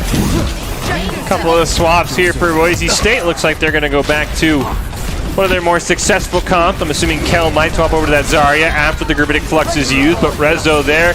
We've seen the Hanzo before, and it does not disappoint as he gets a headshot onto Yogurtbags. Immortality Field from Smirks has been used. It will be taken out. We'll see if Boise State wants to commit the Gravitic Flux. Instead, it's Rezo who gets taken out by Hoya, but Plato gets some revenge for his fallen DPS. The Guac swap onto Reinhardt was probably a good decision. This was not necessarily the best ball play we've ever seen out of Guac. High Noon from Logo finds nothing. Asu's Immortality Field's a little bit taken down. There's that Gravitic Flux going to come out from Kel. Paper Rug is able to use the sound barrier though to keep everyone alive. Large Bagel is looking for the boom. Nearly survives, but he will get taken out. Plato with his own Deadeye does get one, but he'll fall as well. And this seems like Boise State's first real issues they've run into. And Matrix comes down from Smirk, but Asu's able to take him down. Great job by Kel to survive as long as possible and getting that Ant Matrix out in an already lost fight. It's a win for Boise State. Things are looking pretty sketchy. This kind of becomes a battle of, if Boise State is still going to be in this kind of becomes a battle of whether or not they will be able to charge their ultimates quickly, but it looks like we're just giving that up, and we definitely should, considering we're down 4. However, Amplification Matrix can be used to push all the way back to the cart. It's just a matter of what we will do to win from there, and it looks right now like some sort of Shatter or something sneaky like that, but we will also need to watch out for the Sigma ultimate because we have nothing for that. Sig ult online, Supercharger's close as well as a Pulse Bomb. There they go, 3 members of Boise State go up, they come crashing down. A great Immortality Field from Asu though is able to keep him alive, and he barely survives. And Boise State will retreat. Pulse Bomb is used by Hoya, did not find anything. There's a Deadeye from Logo that's charging. There's the Ant Magic, and now Boise State wants to push. Deadeye from Logo comes out. Boise State will line of sight, and they'll take down Smirk's Immortality Field. And with that down, Yogurtbag's the first one to fall. Deadeye is going to come out from Plato. He'll pick up 2. He'll add one more in. Rezo gets another one. A large bagel sound barriers just to be safe. But there's not much Wah or Yogurtbags to do, and Boise State will 3-cap here with 2:17 on the clock. Well, you look at that beautiful Deadeye double kill, enabling Boise State to cap final point of Blizzard World. Fish. Isn't that just your favorite thing? It really is. There are few things I enjoy more, D'Angelo, than a effective Deadeye right after Logo pops Deadeye and finds nothing but air. 2 Deadeyes, 2 kills. I'll hedge my bets on the average there of 1 kill per ult. Kind of okay for a DPS ult. I don't know what you're talking about. See, for all Fish. the great Rezo McCree plays, it feels like Logo and Kraft for the most part, he did have a really good one, have brought the average back in my favor, D'Angelo. I don't know what you're talking about. I speak only for Boise State. I have no concern for what the Crimson Tide's DPS are up to. I rep only for Rezo, Plato, and Goblin whenever they choose to play McCree. There will not be a McCree, but there will be a Cowboy of sorts for Boise State as Plato's on the Ash. Logo still on that McCree. We'll see if he can maybe make me eat my words here. It's going to be unlikely because of Rezo on the Mei. It's going to be very unlikely that Logo will be able to get Deadeye value because just instant wall up in his face as long as Rezo manages that wall cooldown effectively, which we've seen him do to great amounts of success. Looks like for Alabama, I don't know if they've had a disconnect. There we go. Finally, Paper Rug selects his hero. I was waiting for him to pick something. Thought maybe we had a disconnect, but he's all here. Does cost Alabama a few seconds, but nothing major. And Boise State just taking the high ground and spamming, and Alabama's going to go for the long flank. And the long flank is definitely their best route to point, especially considering they're such a brawl comp. Instead, they'll walk right on top of the Boise State poke for some reason. Smirk's getting an immortality field. He'll get taken out. Yogurt Bags and Logo going to fall, and you and I told Alabama the right play, and they didn't listen to us, and they suffered properly. Well, yes, there was their fight, Fish. That lasted all of 5 seconds before that fight was well and truly completely over and decided by Boise State there. They walked into the spam. They walked directly into the spam, which is not normally what you would like to do. This time they're going to rock right on top of Boise State. Immortality field from Smirk comes out too late to save Yogurt Bags. Logo does get one onto Kel at least, and here comes the rest of Boise State. They're able to wipe up things for Alabama, and maybe take the long flank this time that we were telling them about. That pick onto Kel is actually significant because Kel not only now is set back to 0 charge, but also he has to walk all the way back from spawn and probably get taxied by a large bagel, but they don't have that Zarya up there initially, and she does not have the ability to charge grab before next engage, which is unfortunate. Ant Matrix comes out. Kel will make it to the fight, just a little bit too late to make use of the Ant Matrix. But Alabama's now going to try the same thing, pushing around the flight of Duskwood Ride, trying to catch a hop onto that Griffin and take them right onto Boise State. Ant Matrix comes down, great wall from Rezo's going to block that one off. Be forced to cryo freeze to regain full health, barely survives to get sniped at the very end. Guac's going to throw down a Shatter to take down Paper Rug, and there's a Shatter that comes out from Yogurt Bags, and now it looks like Alabama's found a way in. Bob's able to take down the Immortality field. There's a grab that comes out from Kel, and it might be enough for Boise State to win this fight. Double stun comes out from Logo, but he's not able to fan the hammer onto a target, and he gets taken out. So the best fight all day for Alabama still results in a Boise State win, and now Smirk is going to be delayed in his respawn. Kel charged that Graviton Surge just in time, and Alabama was really hoping that he didn't, because that ended up being their win condition. Alabama State was absolutely winning that fight until the Grav came out and was absolutely massive, and with just enough members to get eliminations and follow-up on the Grav. Boise State's going to aggro Sound Barrier here from a large bagel. They want to go right on top of Alabama. There's a Deadeye from Logo that's going to come out. Wad does a great job eating the Blizzard, though, from Rezo, but it's really not going to matter as Kel picks up 2. Logo does get 1, but there's only a minute left here for Alabama, and they're going to have to reset, especially with Logo being taken out so late. It does feel like Logo is currently doing most of the DPS work right now. Their Tracer was getting a lot of value beforehand, especially with pulse bombs, but it seems like she has been completely locked out on attack on this first point here. One last chance here for Alabama. They have the Diva Bomb, they have the Ant Matrix, but Boise State's going to drop theirs first. Alabama realizes time is of the essence, so they're going to push right onto the point. Paper Rug gets taken out immediately. Diva Bomb just hits the wall, unfortunately, so Boise State can easy line of sight that one. There's an Ant Matrix and a Pulse Bomb. Neither will find much value for the side of Alabama, and they're starting to run out of time. They have taken down Asu and a large bagel, and with Rezo going down, it does look like, once again, with just seconds on the clock, Boise State's going to lose a fight. And they're going to have to defend for a little bit longer. Just a little bit longer. We do, however, have a grab almost online, so it does look like the next fight will probably go Boise State's favor as long as we are able to get either a pick on the Lucio or force him to use Sound Barrier for something else. And we also almost have Shatter online as well, and Lucio can only choose to Sound Barrier one of them to effect. Shatter comes out, lands onto Kel, so it does stop the Deadeye grab combo that Boise State was looking to set up. There's a Shatter, 2-man onto Alabama. The Sound Barrier does come out in time, but it does not keep enough to keep Paper Rug alive. He will fall, Hoya will fall, and how about a fight win for Boise State, and then you get a hold on that grab for next time. And that grab is definitely going to be their next win condition, and they have Blizzard for next fight, so things are looking very good for Boise State and not so good for Alabama. Their best chance right now is Tracer landing one of those amazing pulse bombs that she's been landing all game, but we failed to see any of on first point. Hoya did great in control, has been kind of shut out, as you mentioned, D'Angelo, here in hybrid is Snacks Ramis, the point of interest for both teams. Now Alabama able to escape the grasp of Boise State, but the Broncos going to take the fight right to them, and right now the Crimson Tide are going the wrong direction. Hoya is going to have that pulse bomb online, but does get stunned by the great stun grenade, and that pulse bomb unfortunately will miss. But Hoya and a large bag will both get taken out. There's a Deadeye that comes out from Logo. He's able to get one onto Asu. The Blizzard does get used by Rezo. Broncos holding on to the grab. Plato picks up 2 with a minute left, and it looks like the Boise State team's holding on to all their ult for one last fight win, so we don't have what happened to us on first point. And with 4 ultimates for as we approach into last fight territory here, Alabama really gets one good fight because of how long that last one took.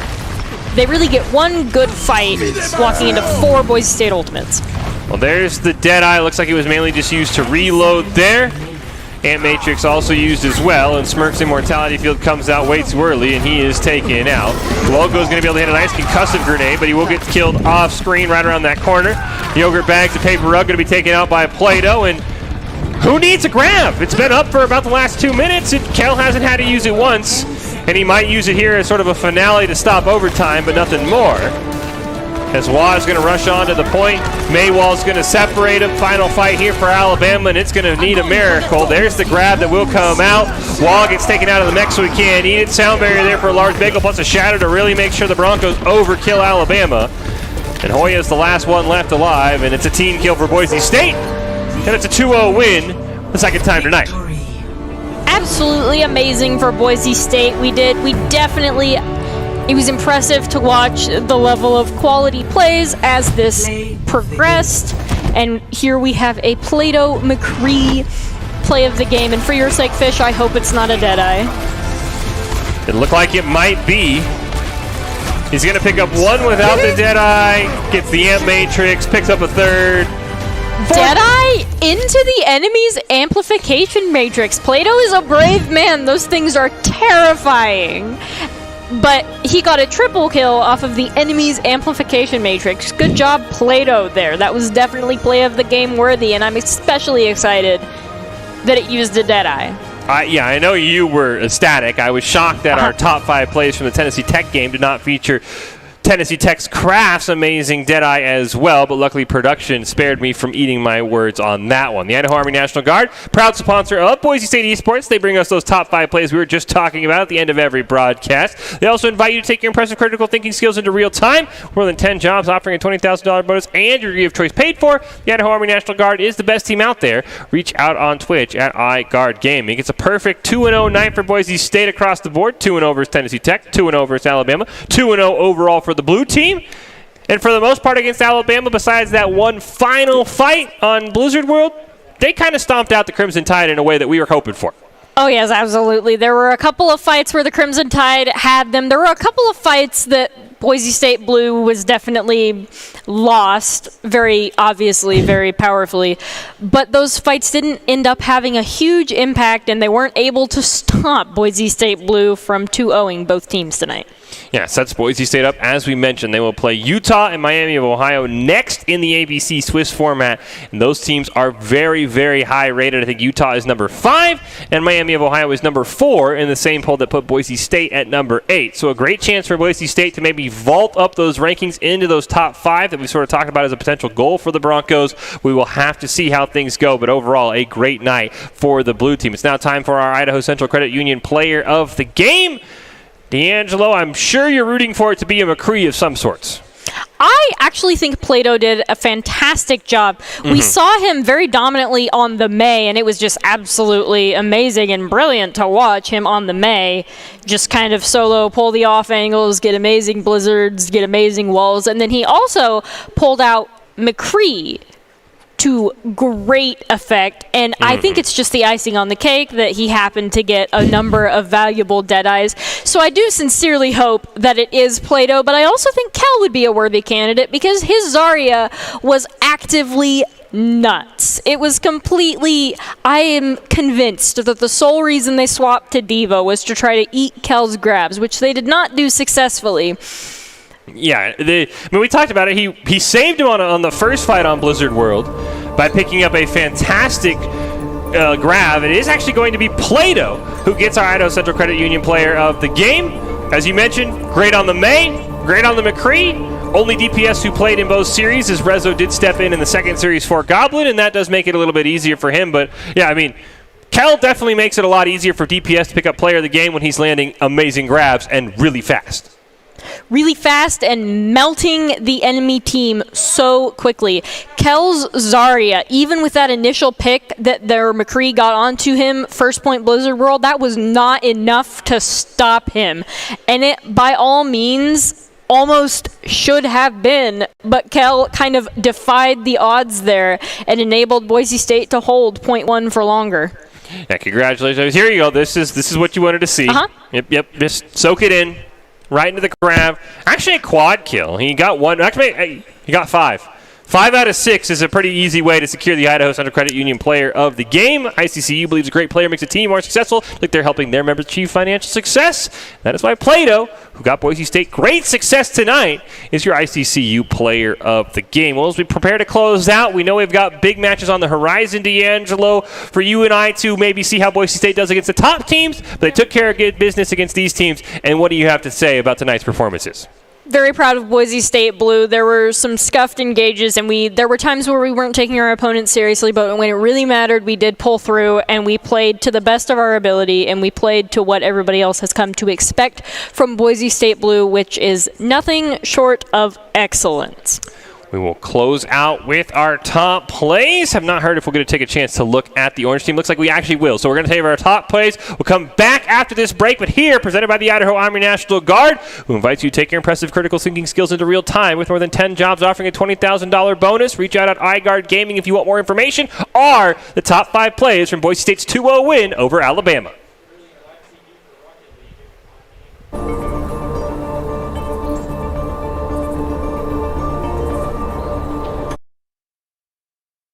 Get an upset over Utah.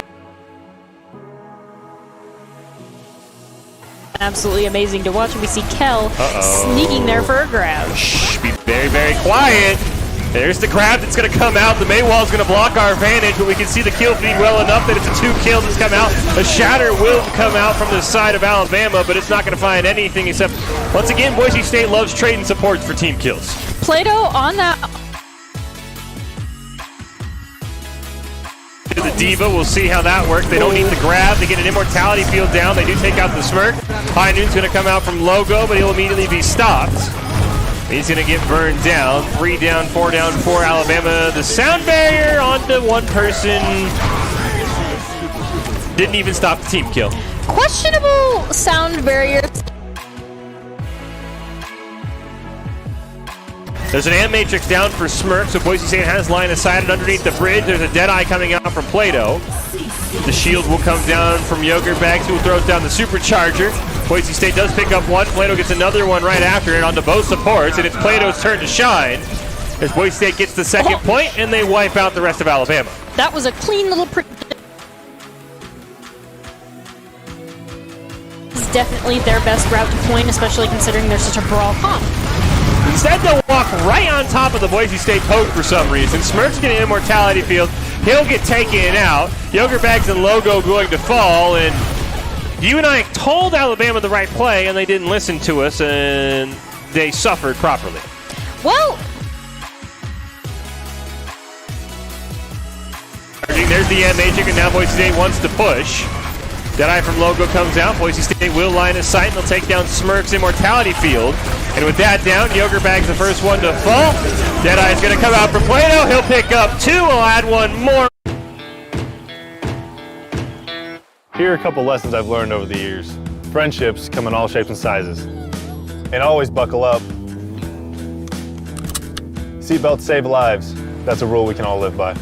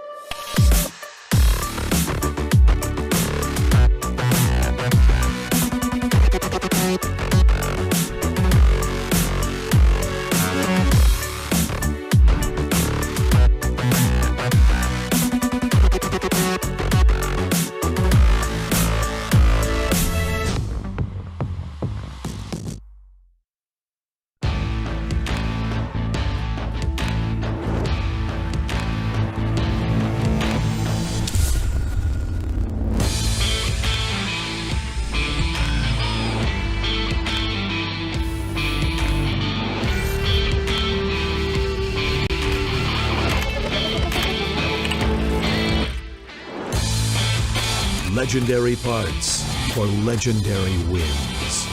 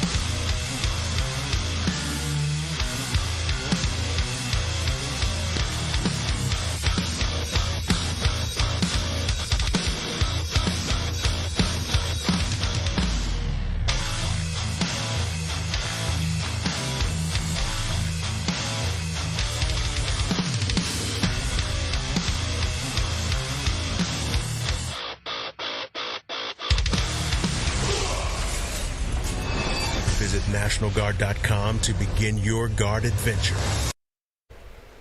Hello and welcome back into the Boise State Game Pants Esports Arena. As we had mentioned, we did get a chance to take a look at Boise State Orange. We're going to take them now versus Champlain. A little bit of a different format. This is now moving into NECC, so we will play all three maps regardless of what happens. If it's a 2-0, either way, we will go to a third map as the NECC does take into account map score, D'Angelo. So it does change the deck up a little bit, and we get our look at the Orange team, who has had some issues so far this semester in NECC. Not off to the best of starts, and against Champlain could be a great chance to turn things around. And turn things around, I believe that we will. In particular, Beanie Bum has been working extra hard trying to climb in SR and trying to hard grind Lucio and Zenyatta to try to adapt more to this meta. He's been VOD reviewing with a large bagel, which is very nice of a large bagel to do that for him. But Boise State Orange has really been hitting the improvement hard these past couple. They lost a couple of games. They're like, all right, we're ready to make the comeback. And so a comeback is what I'm hoping to see tonight. Yeah, I think the biggest other thing for Boise State Orange that we need to keep an eye on is how the DPS plays. We've talked about the blue team's DPS, and unfortunately for the Orange team, it feels like that at times that has been what's holding them back. Sometimes a little bit slow to adapt to the meta. I know our first match we saw in NECC this semester, they were still trying to make that Sombra work, and while there were huge EMPs for Frost, there just wasn't enough follow-up damage. So I'd like to see how the DPS for Boise State for the Orange team respond. Are they able to carry the team, put enough damage in? Because at times it felt like that is where Boise State was running into some issues. Boise State Orange definitely has very significant problems in their DPS lineup trying to force things that shouldn't necessarily be played. Because even Reinhardt is viable right now. Reinhardt Zarya, that's very viable, very, very good. But some of the DPS picks are just some of the most off-meta picks that it's just, there is no other way to describe it other than forcing. So get ready to take a look at the Orange team and their match against Champlain. We get Doc's keys to the game. Never take a fair fight. Unexpected places when the enemy team is unprepared and when you can have ability advantage. Now, Sombra fits into that perfectly, but as you and I have discussed, D'Angelo, she doesn't have to provide the damage portion to win fights with the EMP, even when you have ability advantages. So if they're going to run that Sombra, they've got to make sure that somebody has the ability, it would be Narbles in this case, as that second DPS, or maybe it's the Zarya, because we've seen how much damage Kel can put out on that Zarya. Maybe it's the Zarya who is able to provide some support. It's all brought to you by Count, whose Identity Trust Global Network delivers real-time fraud prevention, account protection, and personalized customer experiences. If you want more information, check them out at count.com as we hop into Oasis, and for now, very similar to what we saw from the blue team, but we do see that Diva for Boise State. We do see the Diva on Boise State because Quidgible is a very comfortable Diva player and probably trying to contest the high ground. Boise State right now gets a nice freeze onto Luxie. He's going to be taken low, but a great immortality field from Javachup is able to keep Champlain alive, and he's going to get a boof off the edge onto Frost, and Boise State will start down one. Narbles gets a win onto Roy in the McCree versus the McCree matchup. And Quidgible's now trying to gun down Luxie, who is incredibly low, but somehow survives that fight. Now Quidgible's the one who drops down to 48 HP. He will barely survive, and right now, Health bars like a yo-yo across the map, but finally Lido and Mage able to win that one. Quidgible going to get taken out of the mech, and Boise State's going to be forced to retreat in a fight that looked like they had won so many times. It would be very interesting to see that Ryan's HP bar when Quidgible went after him to gun him down, and that is a very long stagger onto both Quidgible and Pleb, the last surviving members of Boise State there. That will cost Boise State at least 5 seconds. However, because of the length of that engagement, Boise State is on track for some ultimates. We could probably get an amplification matrix high noon, but we're going to need to get their diva out of her mech first because they don't have sound barrier yet, but they can still DM. Double amp matrix, double diva bombs are up right now, and both of the amp matrices will go down. There's a diva bomb from Quidgible. He will not find anything. Latillo has not used his yet. There's an immortality field that will come down from Frosty. Boise State not able to punish it and allows the health bars of Champlain to regenerate as Mage gets a nice pick there onto Frost. Luck's going to use that shatter, but there's the diva bomb from Latillo, unfortunately. That picks up 3, and that's a fight win for Champlain. That's definitely not what we were looking for. The fight kill onto Reinhardt and Baptiste. And I think Lucio was the third one. Triple K diva bombs are never what you're looking for, but especially not onto the person with a field and a shield. Now they've got to go into the sound barrier, the Deadeye, and the Meteor Strike. They're never fun ultimates to deal with, especially if you're someone like Beanie Bum or Pleb, who has to watch out where that Doomfist is at all times. There is a nice sound barrier, and a 6-man shatter comes out for Boise State. Are they going to be able to wipe it up? 2-man Deadeye comes out. That's a damn way to deal with the sound barrier, D'Angelo. Just shatter all of them. Icy says, listen, I died to the bomb. It does not matter. I shattered the entire team. Icy says, here we go. We're going to Team K. There we go. Very clean, very nice. Even got the sound barrier out, which is extra special amazing, but was probably mistimed by their Lucio. Yeah, Javachev probably thought his team was safe. There's still an ult advantage on the side of Champlain. There's the Amp Matrix that comes out. Deadeye is going to be used. Pleb will use his own Amp Matrix as well, but it's a bit above the rest of the fight. Diva Bomb does come out from Quidgible, just trying to re-mech. Only takes down Latillo in his mech, and then there's Mage and Latillo able to clean up the rest of the fight. Narbles does get one, but he'll be taken out, and now in overtime, I don't know if Boise State's going to be able to recontest. Icy trying to do what he can on that wrecking ball to get back in, but he's not able to, just that close to being able to contest in overtime. Fantastic boot, preventing him from contesting in overtime. We're almost watching the reverse of what happened with Boise State Blue, where they were, for the most part, winning the majority of fights, and then Tennessee Tech got a really, really good ultimate. Yes, we're seeing the exact opposite of that, where Champlain is winning the majority of the fights, but Boise State came in with that absolutely massive shatter that even got onto their sound barrier, Team K'd, and then immediately after that, Boise State lost the point. But things are looking pretty okay for Boise State Orange, and there are signs of life. This is not a complete roll. This is definitely within their ability to win. Yeah, I was saying the one difference is it does feel like even when Boise State Orange has been losing fights, they have still found ways to get 1 or 2 eliminations and give themselves a chance. We're going to see Quidgible swap over to that Zarya, so we'll see how fast he can get the grab and if he can sneak it around Latillo on that Diva, or if that Diva will completely counter the Zarya. Right now, Boise State puts up that Maywall, trying to find a tank caught out on the other side, but they're not quite able to.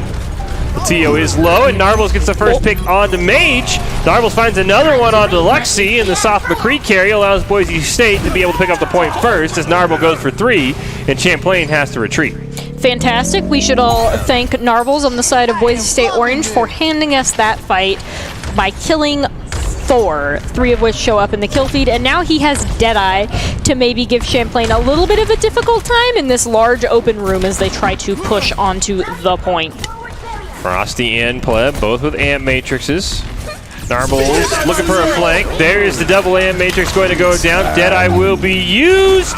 Does find one onto Frosty and takes out the mech as well.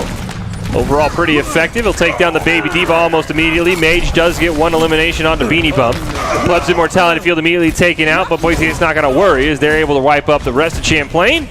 and start to build this point up to 40%. A very clear Boise State orange fight win. The one sign of hope for Champlain College there was the Doomfist with the pick onto Beanie Bum, but Beanie Bum unfortunately was the cost. But again, for a team fight win, small price to pay.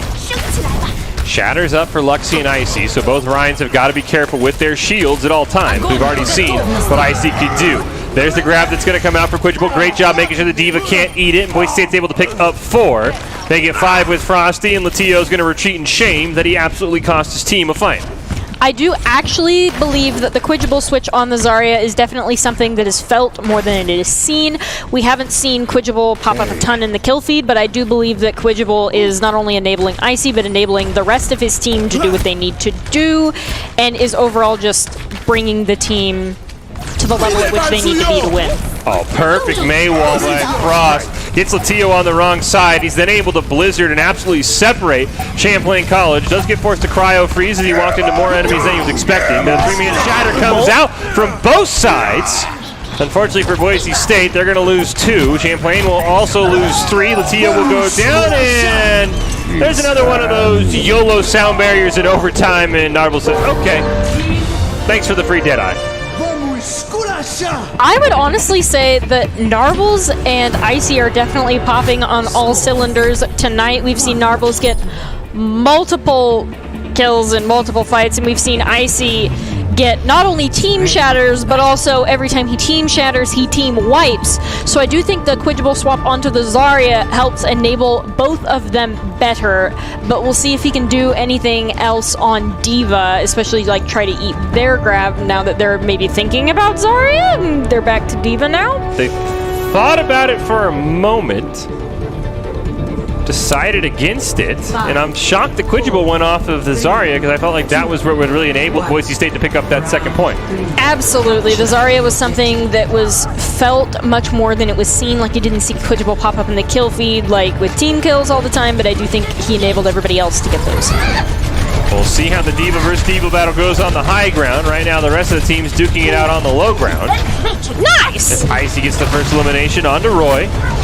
Now the rest of Boise State will go up there. They're going to bait Champlain into them. Icy still swinging around on the low ground. He's going to force a self-destruct as Beanie Bum gets the official boop off the edge.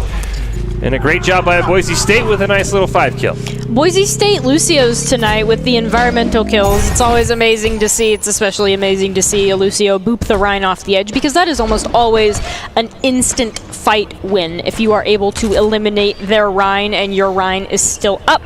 But now Champlain College has switched to Zarya, which is not necessarily going to be good. It makes them much better at brawling, but Boise State is better at controlling the high ground because of the Diva. Yeah, Boise State swapped to Zarya. It worked out well on point 2.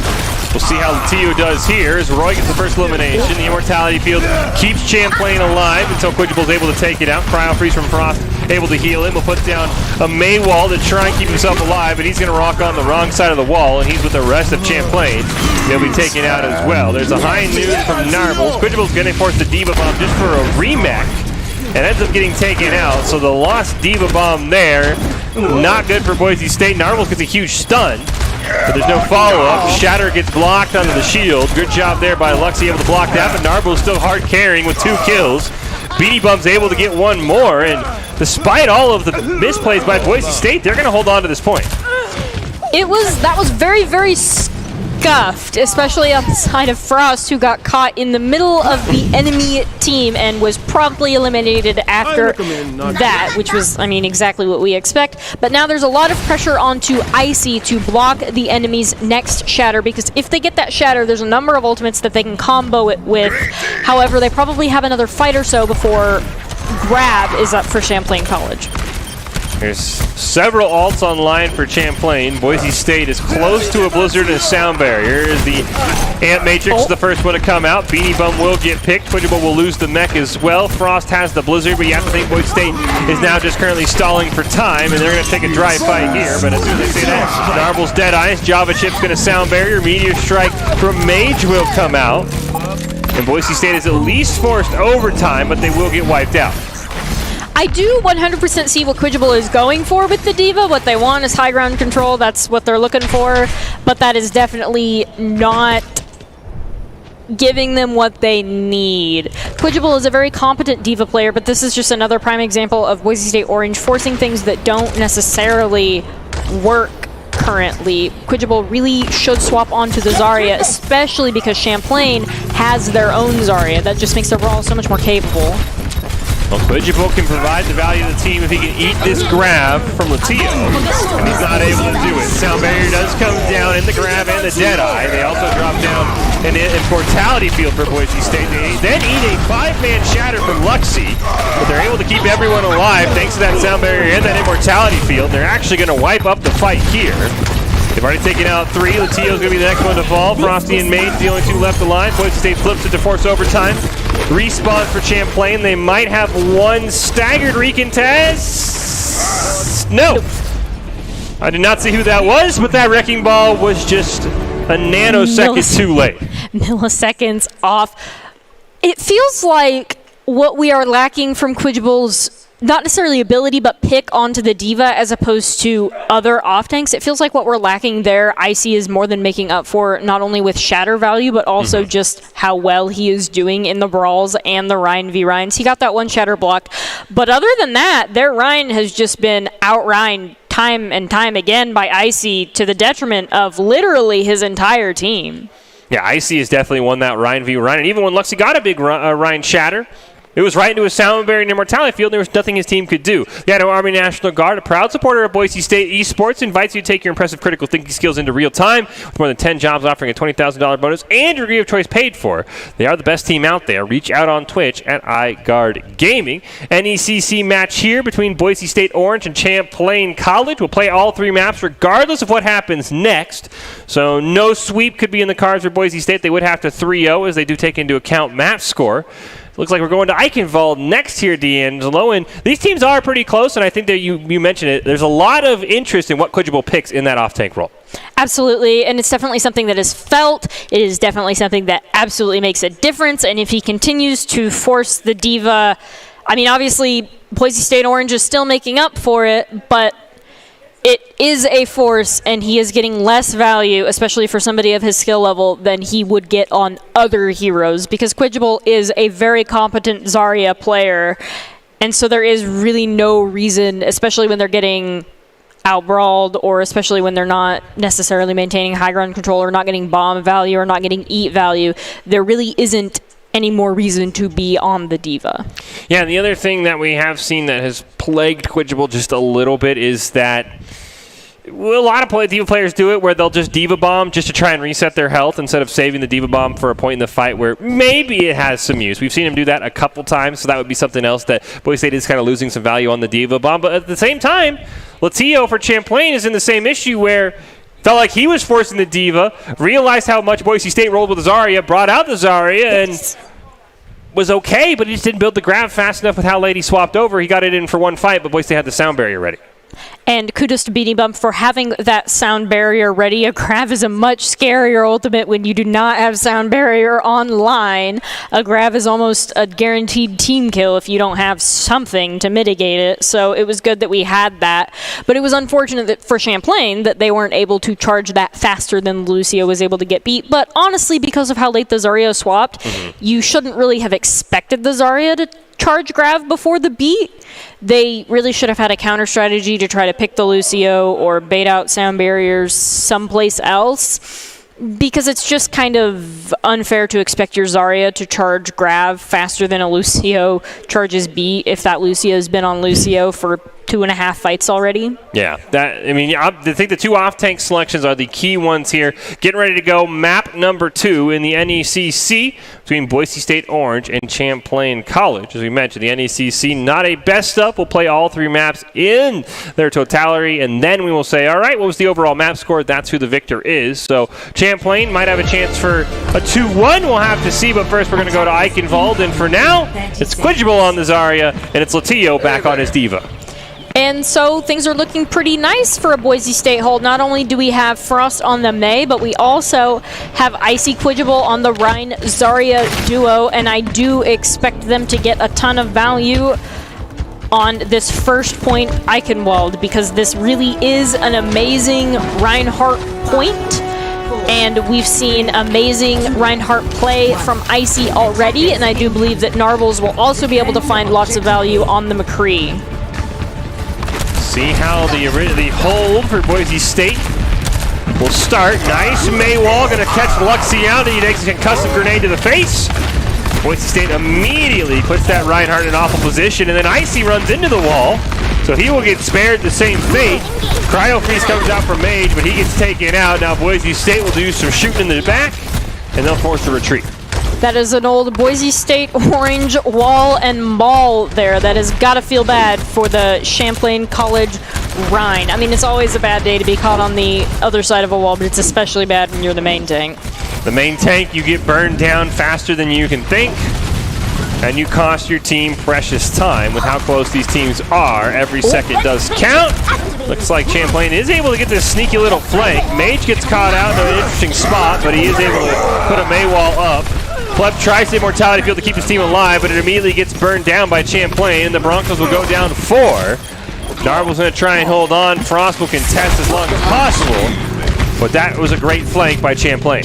Champlain College was able to get a nice Maywall that split the team in a way that Boise State just did to them the fight prior. So it seems like the Mays are definitely the two to watch, and Frost is at a pretty significant ultimate disadvantage, but he definitely can make up for it, and we have the potential to get some high noon value from the high ground.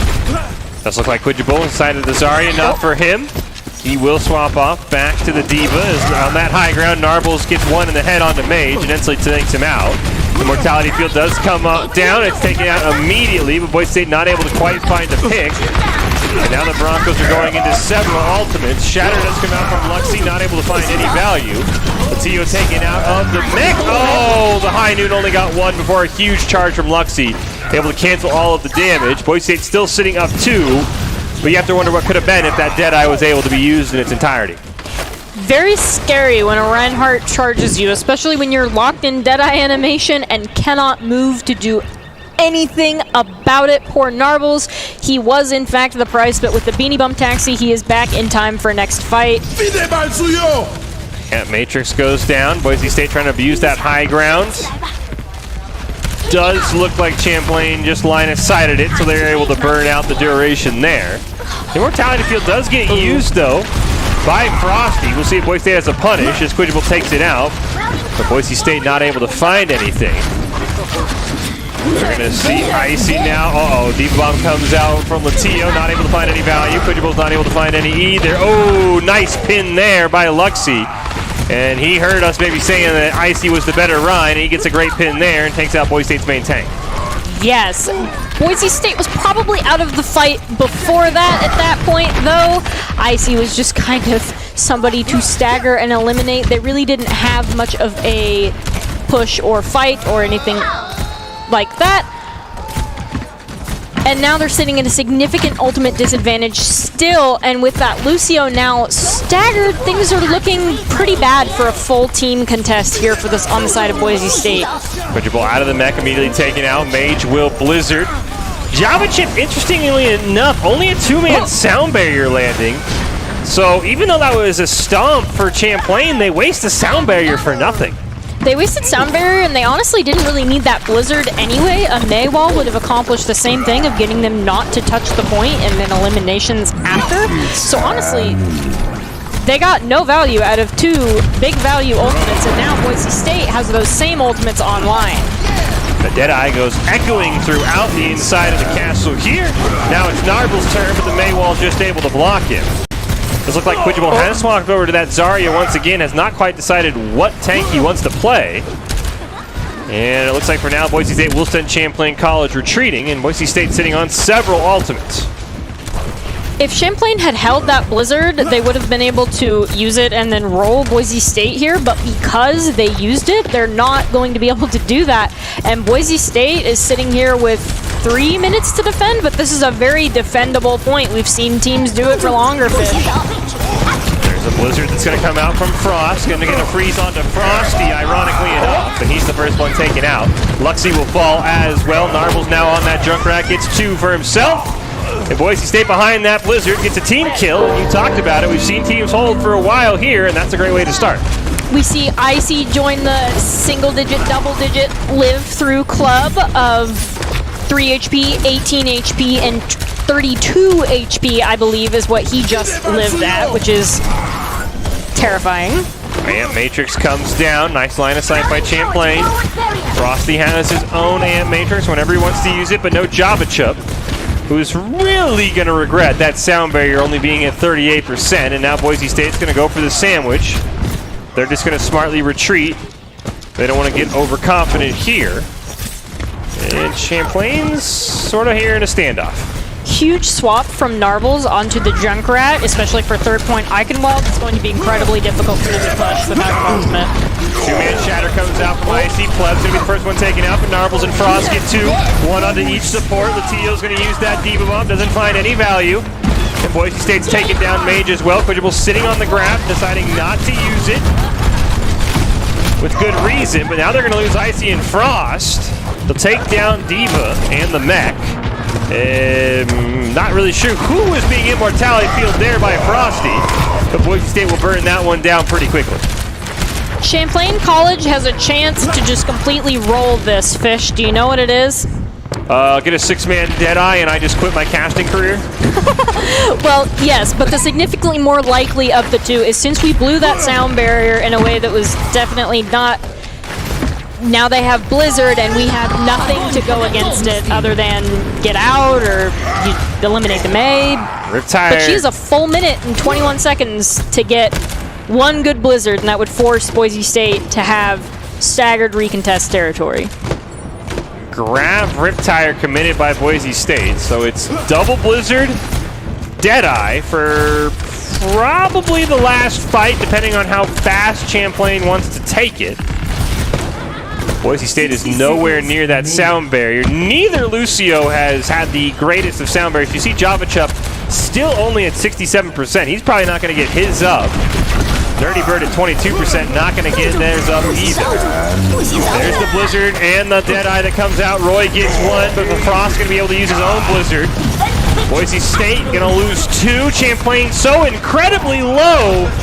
Frosty and Mage in that single-digit health pump. Mage finally goes down. And Champlain just barely able to stabilize. That Blizzard ended up being absolutely huge. Not only did it catch our main tank, it also caught our supports, and that's got to feel real bad for Lucio not having that sound barrier up.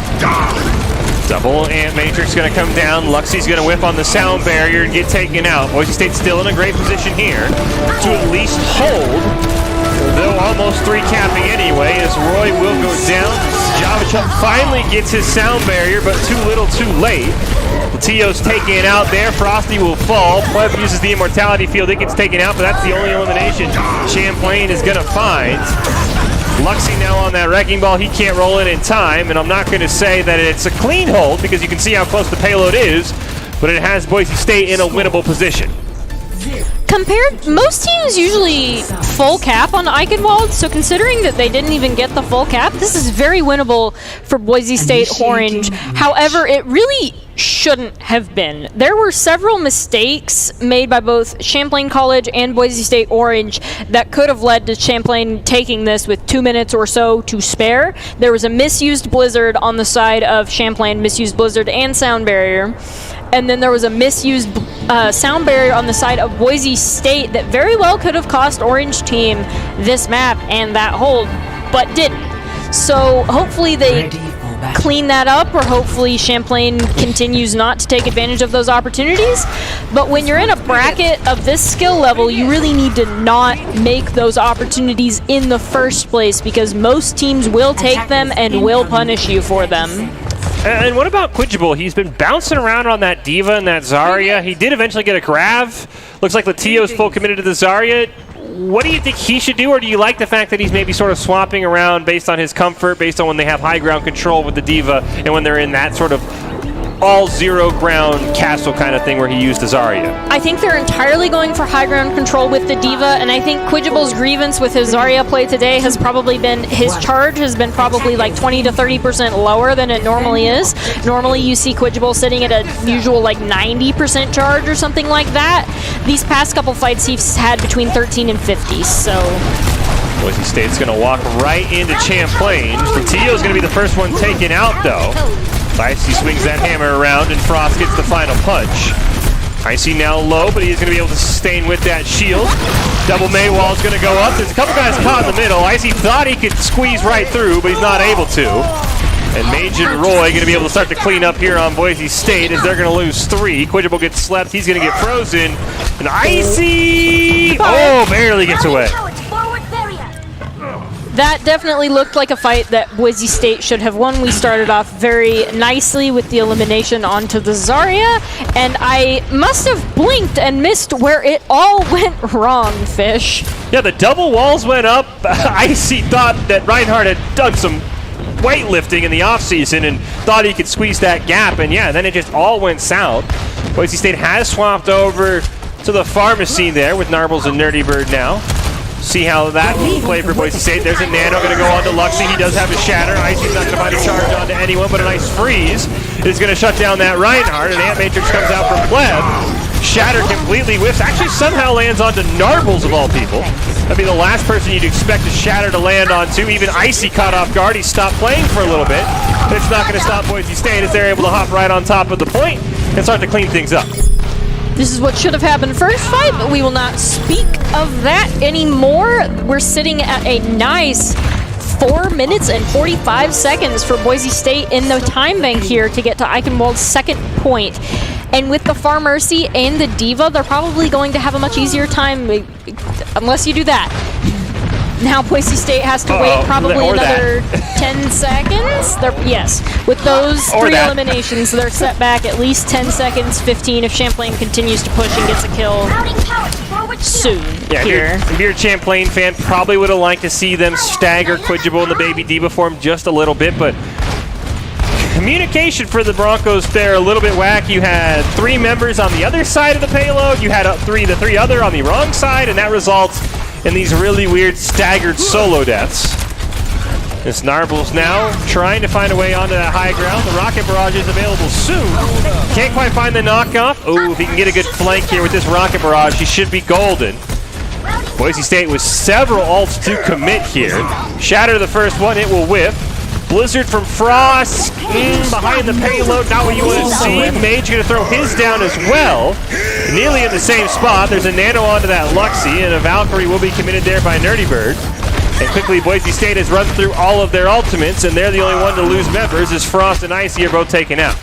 That was a series of unfortunate ultimate usages. We got no value out of the Blizzard. We got no value out of the Valkyrie. Now we need to try to get value out of Barrage against a Diva, which is going to be scary. And our Pharmercy needs to dodge the Diva bomb in the air. And or Narbles is just going to hard swap, which is also valid. That might have been their goal last fight, blowing so many ultimates.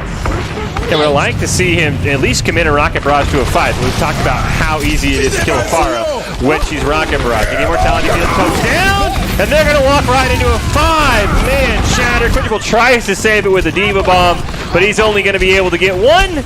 And Champlain learned what happens when you group up against a Reinhardt, and now Boise State has learned the same lesson.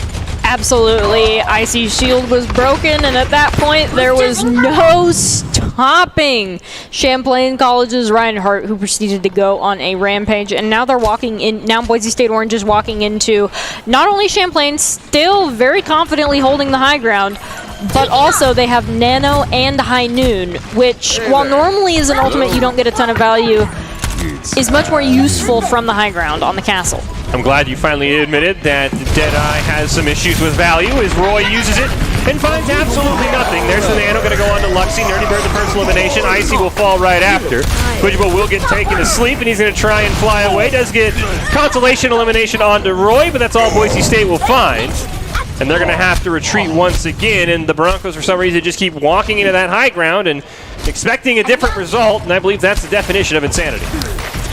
The high ground push is not necessarily the problem here. The problem is in that last fight, we got our Lucia pick before the fight began. In the fight before that, they just out-ulted us. There's just been a series of unfortunate events that have led to Boise State Orange not being able to take this high ground. Hopefully Blizzard can rectify that. Another shatter for Luxie. He lands it onto 4, but a great Blizzard by Frost is able to keep Boise State alive for the moment, but May sees his opportunity, and he'll have one better, so he'll get a 3-man Blizzard, and right now, seems like the Reinhardt play has shifted. Luxie's playing a little bit better than Icy, and he's got the teammate support as well when he lands those big shatters. That is really unfortunate that we landed a Blizzard that was that big and were unable to take the point. That was a full kill, and now, for nothing, Champlain College now again has the high ground, and Boise State is in the same situation they were in before, except now we don't have Blizzard to kind of bail out. Champlain only sitting on the Diva Bomb and the Sound Barrier. Boise State has the Shatter as well as their Deadeye. Oh, Marvel sneaking up. Sound Barrier comes out from Java Chuck. Icy did use the Shatter and only landed onto 1. Nano is going to be used onto Luxie. The Diva Bomb takes down Quidgible. With Pleb down as well, Icy will fall. Frost goes down. Narbles can't do much of anything. He'll fan the hammer for pad the stats. And Boise State gets a staggered recontest at best. At best. At worst, they get nothing at all, which I think is the more likely scenario. I don't even think Quidgible on the Diva is going to be able to get there. No, they get there. Well, Quidgible gets there, walks right into a Deadeye. Narble's now going to drop his to try and help the rest of the team contest. Immortality Field from Pleb does come out. Mage, the first one taking it out. Nerdy Bird hit by the anti there will also fall. Pleb will go down, and Boise State staggered recontest does nothing but pad the stats for Champlain. As they're going to get team killed here, and that will do it in overtime. It does feel like Narbles is definitely a bright spot in some otherwise unfortunate play on the side of Boise State Orange. It does feel like Narbles has been able to consistently provide that value that he needs to provide. Don't forget the beatdown at Boise State has the in-person finals coming your way this Saturday, March 6th. Street Fighter V, Tekken 7, Dragon Ball FighterZ, and Super Smash all played in February, and now it's designed to see the best of what the Idaho fighting game community has to offer. If you want to check it out, it's coming up this Saturday at the Boise State Game Pants Esports Arena, and I've heard Boise State has some big plans in store for how we're going to capture that event. I cannot wait to see it. Yeah, unfortunately for Boise State, I mean, it looked like we were playing Wheel of Fortune. Q was a vowel because they couldn't buy an ultimate to land onto anything. Absolutely. They could not. That was really unfortunate when you get a 4K with a Blizzard and still lose the fight. That is just the epitome of a series of unfortunate events, which used to be a book series, but is now Boise State Orange's Overwatch Adventures, at least for the time being.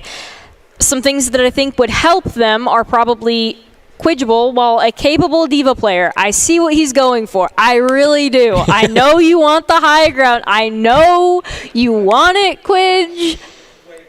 No. Swap off. Yep. Yeah. Please swap off. Please swap off to Zarya. It will be so much better, not only for you, but also for Icy and for having Graviton Surge, because then that forces them to pick which sound barrier they have to use. And honestly, we have not seen any impressive sound barrier play from either team. No. So making them make the choice between two ultimates to use is probably a good position to put them in, because neither of the Lucios really seem to... They've had some issues, for sure. Yes. Yeah. So, I mean, really, I'm giving this advice to Quidgible, but really it applies to either team, that Zarya is definitely the pick over Diva. I truly see what you're going for. I really do. Go Zarya. Yeah, I mean, it feels like between Java Chup and then Nerdy Bird, who subbed in there for Beanie Bum, be curious to see who comes in for Game 3. I mean, neither of those could... I mean, the sound barriers were just chaotic at best. I mean, we had, like, solo sound barriers to capture a point from Java Chup. We had solo sound barriers in a fight win from Nerdy Bird. It is... I think it's going to be less on the DPS and the tank and more in Game 3 between Boise State and Champlain is whichever Lucio finds a better sound barrier. Whichever Lucio finds a better sound barrier, and the bar is starting relatively low because we have the single sound barrier on point, and then we have the sound barrier where they died before they hit the ground, and things are just... Good news! The only place to go is up. I mean, You know what, D'Angelo? I'm going to blame you. You commented on how good Alabama was, and Hawley had some issues, and maybe they took notes from Alabama, trusting you that they were a high-level esports program, which Alabama still did some good things, but Hawley really started the trend on Lucio's completely forgetting what sound barrier does and just throwing it out whenever they felt like it. Absolutely, Fish. I will take the blame for that. I'm absolutely positive that it has nothing to do with the Lucio play itself. Well, we do get Beanie Bump back in for this game, so now the pressure's on him. Absolutely. The bar is low to see if he's able to match what Java Chup can do. As Boise State will start on defense. Hopefully, Beanie Bum rises to the pressure. Right now, nobody's doing much of anything here. Boise State just building that alt charge, and it's Narbles, who's already up at 44%. And he's very close to Dragons right now. No one else is close, but watch out for Luxy. That's Shatter at 52%. And he was another bright spot where Game 1, Icy was the better Rhine. Game 2, Luxy was the better Rhine. Nice sleep there from Frosty. Now on that Ana, Narbles will awaken. But for the most part, Boise State's on that high ground. And they really haven't found an elimination. Everybody's just kind of letting the cart push. Finally, Quintable's going to jump in. Not going to be able to use that Fortify. Pleb's going to use the Immortality Field. It's not going to work. Roy's going to take down Icy, and as soon as the fighting breaks out, it's Boise State who absolutely gets rolled over. See if Narbles can build a dragon before he gets taken out, or even get a great pick onto Roy. Staying hidden. Has the dragons available. Might be able to find it as Mage gets a great pick onto Pleb now on that Doomfist, which he had some interesting results on in Game 1. And Boise State right now recontesting. It's all over the place at this point. We've lost 3. We're still contesting. Back on the Diva. This feels like Boise State should just kind of take a full reset here. It's not much of a Boise State recontest when Pleb gets staggered on the Baptiste. To be perfectly honest, when you do not have your main healer, that is an unfortunate time, and really all that awaits you if you are a tank is death. Champlain very quickly rolling through point 1. See if Boise State is able to slow them down. They have the Dragons. They're on cue. They'll come right on through. Not going to find too much value from those, though, for Narbles. Deadeye is available. They also have the Ant Matrix from Pleb if they want to use it. Shatter's up for Luxy, so high ground is key right now for Boise State to neutralize what that Reinhardt wants to do. Frosty's going to nano Luxy for some reason. Despite him already having the Shatter and really having no value, great Diva Bomb from Latio is going to force Boise State off the high ground, but there's no Shatter follow-up from Champlain. There's the Shatter, lands on a Beam Bomb and Frost. The Immortality Field will barely keep Beanie alive, but he will now be taken down. Icy gets hit by with an anti, so he will fall, and it's a lot of staggered fighting, but when the fighting does break out, Champlain is the better team so far. So far, so good for Champlain. So far, so unfortunate for Boise State Orange here. One positive, I would say, is that for the next Shatter for the Champlain College, we are likely going to have a sound barrier up for that, so that should go well. We also have Frost on the May, which will force them to pick sound barriering the Dragon, the Shatter, or the May ultimate, the Blizzard, so that's good. But with the amount of ultimates Champlain College has running into this, things are looking pretty rough for Boise State Orange. Maywall used by Frost there. Shatter does come out from Luxy. It only lands on to Icy though, and he's able to survive once he gets taken down. Beanie Bump picked by the Deadeye. And Roy's going to be able to get one more on to Frosty. Icy is antied once again. And the Meteor Strike's able to take him down. And Champlain has yet to lose a fight. The Dragons, the last-ditch effort here. Narvel's been doing great work, but he hasn't found much value with that ultimate. Mage is incredibly low. Diva Bomb comes out from Latio. Boise State will line of sight, but right now Champlain has not been stopped. And hopefully, if Boise State is able to stop Champlain once, this is definitely a point where you can hold for 3 or 4 minutes. If the pressure is really on Icy to get a huge Shatter before Frost charges that Blizzard. Nano's going to go on to Luxy. He's going to try and take down Icy, who has the Immortality Field, but will eventually fall to the Hammer Spam. Roy gets taken out, but Defender respawn advantage is keeping Boise State barely in this game. As Quidjable will ragdoll off the scene. Beanie Bump comes racing in, but right now they're just staggering as much as they can, but with little value. Two-man shatter does come down from Icy, but a great sound barrier by Java Chup. Able to keep all of his team alive. Immortality field will be placed down by Pleb to just try and help the stall. But Boise State is finding very little in way of value as their shatter does come out from Luxie. Boise State has not gotten an elimination yet. They do finally get one onto Roy, but they have not found anything on the point. There's a blizzard. It's too little too late, it feels like, as Frost will be taken out. Payload is basically there, 0.36 meters. At this point, though, Boise State is doing a great job burning time, because it looks like if the Broncos want to win this, it's going to come down to an overtime scenario. As Latillo's going to use the Diva Bomb, doesn't find anything. Boise State doing a really, really good job stalling, but the Meteor Strike does enough. Narbles can't get on the point in time. But that was about a minute of stall that could come back and help Boise State if we get to overtime here and they have a chance to win the round and the overall series. That was about a minute and 30 seconds of stall, Fish. Absolutely great on the side of Boise State, considering the rest of their play was lacking for the rest of that map, however. But they made up for it in the stall in some ways, which is good. Yeah, I mean, I don't think you ever want your compliment to be, hey, you stalled really well when you got 3 capped. It's not always the best to say, but it, like I said, we get to overtime. Maybe Boise State has the time on their side, but something's got to change, because I don't think Boise State won a single fight that entire map. They didn't win a single fight, and they didn't get value out of big-ticket ultimates, not necessarily because the big-ticket ultimates weren't being landed, but because there wasn't any follow-up for the big-ticket ultimates.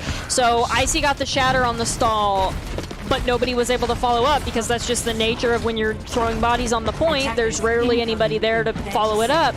And the same for the 4-person Blizzard on the point. That was Boise State Orange's last hope there to try to really hard stall, and they weren't able to follow up on it, which isn't necessarily Frost's fault, because I mean, it's just his responsibility to land a good Blizzard, but there was nobody else that could get there. So really Boise State needed to stop it much sooner than right outside their spawn doors. A cheeky little setup here from Champlain. Boise State has swapped over to that Sombra that Frost has played well at times, but is a comfort pick we've seen him have issues on as well. Boise State plays Champlain perfectly. Hack's going to go on to Java Chup, and he's going to be the first elimination, but Pleb gets taken down in the same breath. Nice pin there from Icy on to Luxie. Going to try and swing that hammer, and then he'll get pinned in return. And the Reinhardts will both be taken out there. And Boise State will send Champlain running for the hills. You can see how low the health bars are. Roy gets taken out. Latillo in the baby diva form. The next target, Boise State's also going to be able to take down Mage, and for now, Boise State wins that fight. Very nice. It did appear that Pleb and Icy were the prices of pushing this cart, but that is fine. Another thing that I have noticed but have yet to mention is Pleb with the very early immortality fields. That is something that we have seen routinely. First to drop it, first to get eliminated, first to get his immortality. It's just not been good placement or good timing, or I'm not sure what is up, but he has not been getting value out of that ability. Oh, the high noon on the hack from Frost on the Luxie. Nets 2 for Narbles. We'll add a third onto the Reinhardt as well. And we're seeing the value that Frost is able to provide. As soon as I say that, he does get taken out. But a great hack onto Luxie allowed that Deadeye to go off without any contest. Honestly, since that stagger on the Moira, it's looking like Boise State is setting up to do the same thing that Champlain College just did to them, Fish. It looks like this is going to be a battle of who can push faster, because neither team so far has put up much of a defense at all. However, that might change with the Champlain College Shatter. Yeah, or Blizzard. Both teams seem to have been allergic to defense so far. There's a Shatter that's going to come out. No, never mind. That was the Blizzard that was coming out. There's a Coalescence as well. Boise State has decided we'll just line of sight that, play that perfectly. Pleb does get taken down. Shatter used from Icy, doesn't find anything, but he's able to pin Luxie and kill him before he gets the Shatter out. Quidgible's able to pick up 2 on the Diva, and in spite of Pleb being the first elimination, Boise State picks up the team kill, and it's just, that is clearly the victory for Boise State Blue and Orange. Sacrifice the support, get a team kill. Absolutely. Sacrifice the support to the Overwatch gods, the RN Jesus, and then you get a team kill. It seems like Pleb has been the cost, whereas previously it has been Asu. However, Champlain College gets a really good contest here if they can charge Grav. So the pressure is really on Beanie Bum to deny that grab if Boise State wants to push this point. They also have to push the cart instead of leaving it, but... Looks like they're trying to find a flank. Oh, Narbles might have a great pick here. 0 for 3 there against Frosty. We didn't see that. There's an EMP online for Frost. Maybe you drop that before the grab comes out as well, as the grab is up for Latio. But everyone's holding on to it. Frost waiting for his opportunity. There's a shatter that comes out. Frost, that was interesting, but he says, all right, I don't care. 6-man EMP. High Noon picks up 1. Boise State's able to clean that up with 3 more eliminations. Latio's the next one to fall. Roy will go down as well, and I don't know how that shatter hit him, but Frost did not care. He survived with a great immortality field from Pleb. Great immortality field from Pleb and a great sound barrier from Beanie Bum. He would not have lived without that, and they would not have won the fight without Frost's EMP. So while Beanie Bum now no longer has sound barrier for grab, Beanie Bum kind of had to use it to save Frost there to win that fight. So Boise State Orange has been put in a very difficult position. Diva Bomb's gonna come out, and Quidgible. There it is. You always tell about me eat my words. We talked about him switching off. You know what? Who needs a grab when you get a 5-man kill with 4 with the Diva Bomb? And that's always especially impressive when the enemy team has both a Reinhardt and a Zarya with shields and personal barriers. Quidgible, that was an excellently placed bomb. Nobody was ready for it. It looks like Icy's gonna shatter the whole team. Possibly, while the Reinhardt's not here. No, the Reinhardt's back. Quidgible impressed Latio so much he swapped over. There's a 3-man shatter. Nice pin onto Roy. First elimination. Icy's got to be careful. He does get antied. So he's going to retreat back to that immortality field. Quidgible's even going to eat the Blizzard from Mage. Huge. And these last 30 seconds have been the Quidgible highlight tape on this Diva, and a big reason why he's stuck with that hero. Icy will go down, so will Luxie. Narble's just chilling on the point, has to be careful as he'll get gunned down by Roy, who did just respawn. Java Chip Hack does have the sound barrier for one last fight. Instead, he's going to continue our trend of some interesting sound barriers there. Frost going to EMP onto Latio and Java Chip to try and secure Boise State a push. Freeze is going to land onto Quidgible. A shatter from Luxie's not going to find anything. Quidgible's second Diva Bomb will go off. Can't find anything, but it does push Champlain away from the point. Narbles with Deadeye. There's a Deadeye behind him from Roy. He's not able to find anything. And now it's Champlain's turn to go full stall. Can Boise State push faster than Champlain did? Broncos behind on time here by a couple of seconds. And unfortunately for Boise State, they'll be 3 seconds behind in overtime. But Boise State never lost a fight offensively. So now it's going to be really interesting, D'Angelo, because no team has won a fight on the defensive side. Champlain came close there at the very last. They came close, but they, alas, no, they did not, in fact. It seems like the Ryan v. Ryan is trending more towards Icy with that great flank team shatter there with the kill on the McCree. However, Champlain giving their Reinhardt that Ana support has definitely been hurting Icy a lot, especially because he doesn't have, I'm going to say it again, Fish, a Zarya to cleanse that purple. Even with the 4-man Diva Bomb, you're still not about the Quidgible Diva hype. Quidgible had a great 30 seconds of Diva highlight reel there, but he would have had just as great a highlight reel on Zarya. He is a competent Zarya player. I do not understand why they are forcing it, but that does not matter. It seems like they are set and they're not going to listen to you or me or anybody else, Fish. I think the other thing that's really been proving off well is this Frost swap over to Sombra. I mean, it enabled the huge Deadeye value on the first point by hacking Luxie. And Champlain, they're going to try this strat again. Last time they got wiped and allowed Boise State to nearly cap. We'll see if there's a different result as the hack once again goes onto Java Chip. Stun lands onto Luxie. But there's no elimination. Icy barely saved by that immortality field. But he's eventually going to be taken out there. Narbles will take down Java Chip, so it's a 1-for-1. They'll force Latio out of the mech, and he will get gunned down. But Beanie Bum has been taken out, but Boise State with a great defender respawn advantage. Not too concerned, but definitely not as clean as we saw just moments ago when they pushed offensively in regulation. Icy and Biddy Bum were definitely the price, but they've caused Champlain College to soft reset, back up, try to get some resources. However, the Baptiste is dangerously close to Amplification Matrix, and Boise State Orange needs to be ready for that. There's an immortality field from Frosty and from Pleb. Both of them will get taken out. Pleb gets the first elimination onto Roy. He has his own Amp Matrix available. As Frosty is throwing down his, there's a two-man shatter, but the shield will hold from Icy, and it's going to keep everyone on Boise State alive. Now Java Chup, Luxy, and Mage will all be taken out. Champlain's going to regret that close hold here on the soft reset, as Boise State should be able to cap off that win.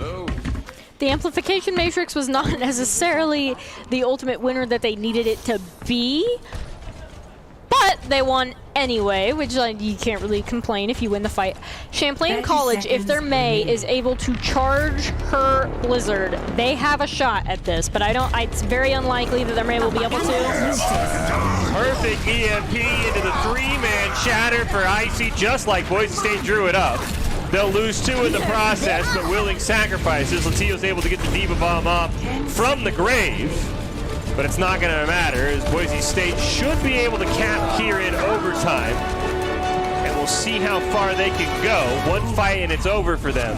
Beanie Bum and Frost were the sacrifices to the Overwatch gods. Quidgible setting up for another sneaky 4K bomb. Let's hope for it now.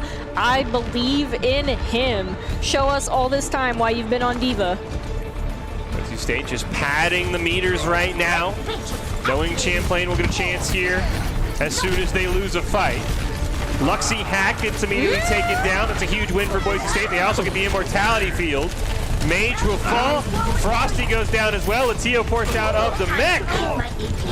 And Champlain College getting a bit over-aggressive, and they don't have an answer for this Samba right now.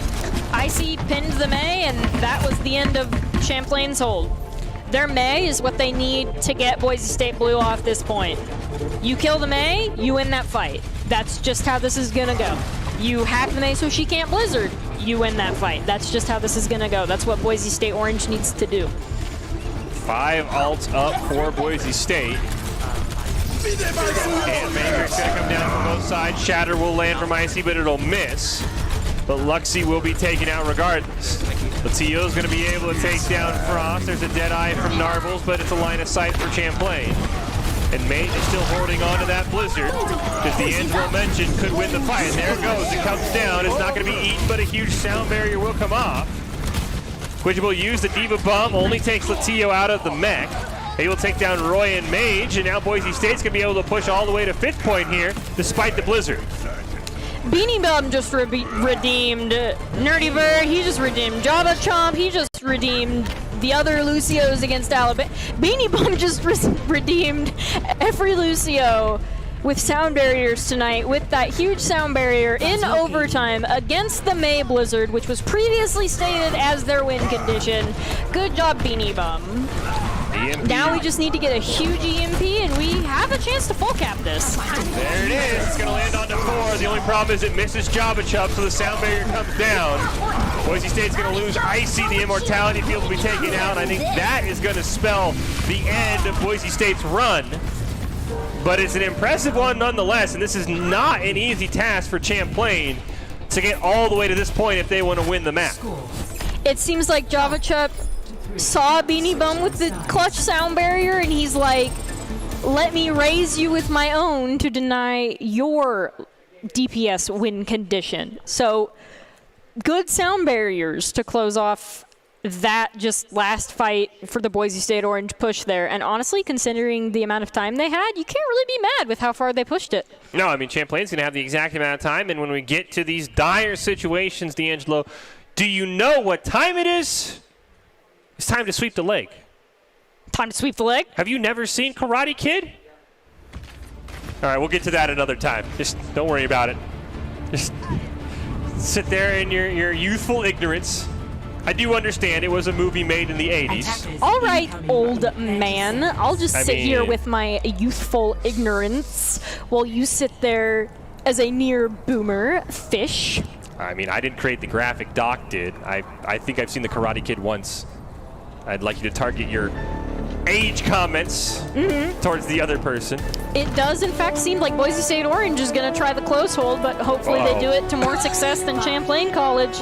Boise State doesn't even want to let them get this first point, I believe. Champlain's win in overtime was the first offensive fight win we have seen all night on this map. So Boise State, the odds are not in their favor, but we'll see if they're able to turn it around. Mage on this Reaper, not something he's played a lot of. He's mainly been on that May. And for the most part, Boise State will just put some chip damage in. No real win either way. There's that ante onto Icy, but Luxy will get taken down. Latia will get hacked. It's not enough to kill the Diva mech, but it is enough for Boise State to be able to take down both DPS. And for the first time all night, the Broncos win a defensive fight, and Champlain is scurrying back to reset. Second defensive fight win here. First one that's right outside their spawn. Things are looking pretty good for Boise State Orange, especially since their Lucio's hacked. Javachup's able to retreat. Tio will go to the Winston. An interesting choice, not something we have seen all night, but a brief flash earlier. There is a hack onto Roy, and he will be booped off the edge. Narbles has that Deadeye available if he wants to use it. The Nano has gone on to Luxy from Frosty. And it's not going to be able to find anything. Sleep on the Pleb. Icy picks up 2. Pleb is anti, but he's able to survive. Icy, we can't see, but he has clearly joined the single-digit Live Lord Club. That might be the lowest of the night. I'm not even sure how he doesn't even know how he's alive at this point. And his team is like, we're sorry. Icy was paying attention at that point. Icy's just like, I'm going to int, I'm going to kill them all, don't worry about it. I trust everybody to back me up, let's go. I am confident that if you asked him later, he would be like, I have no idea how much HP I was on. But now Boise State needs to land a huge EMP. Boise State has to win one fight. That's bad. That's not how you start it. It's definitely not how you keep it going. But with overtime on Champlain, they're going to have to go 2 points without losing a fight. And I like those odds if you're a Boise State fan. So here's the thing: Boise State, if they soft reset, they have a full contest with 4, almost 5, and 6 ultimates to do this with. There's a good chance Boise State Orange doesn't even allow Champlain to cap first point. Especially with how Frost is positioned, this is doable. Caught off guard by Roy, declaring it's high noon with no one in line of sight for Boise State. There it is, 5-man EMP. Diva Bomb finds nothing, the Deadeye finds 1. Mage gets taken out, and this feels like it's the end of the road for Champlain. Team kill for Boise State. And the Broncos swap over to the Sombra, proves to be immaculate as they dominate on that last map, and they're 2-1 winners over Champlain here in the NECC. 2-1 winners. Boise State Orange, amazing job. They really rose to the challenge. Things were not always looking like they were going to go in Boise State Orange's favor, but we pulled together, pulled up for the victory. Some amazing kudos go to Frost for all of his amazing hacks, EMPs, that sort of thing. Yep. Amazing sound barrier by Beanie Bum, enabling them to get that point as far as they did with the meager 2 minutes that they had. An all-around stellar performance by Boise State Orange. Yeah, Boise State Orange playing that perfectly, waiting until almost literally the last moments to be able to pull that win out from Champlain, as it took them all the way into overtime.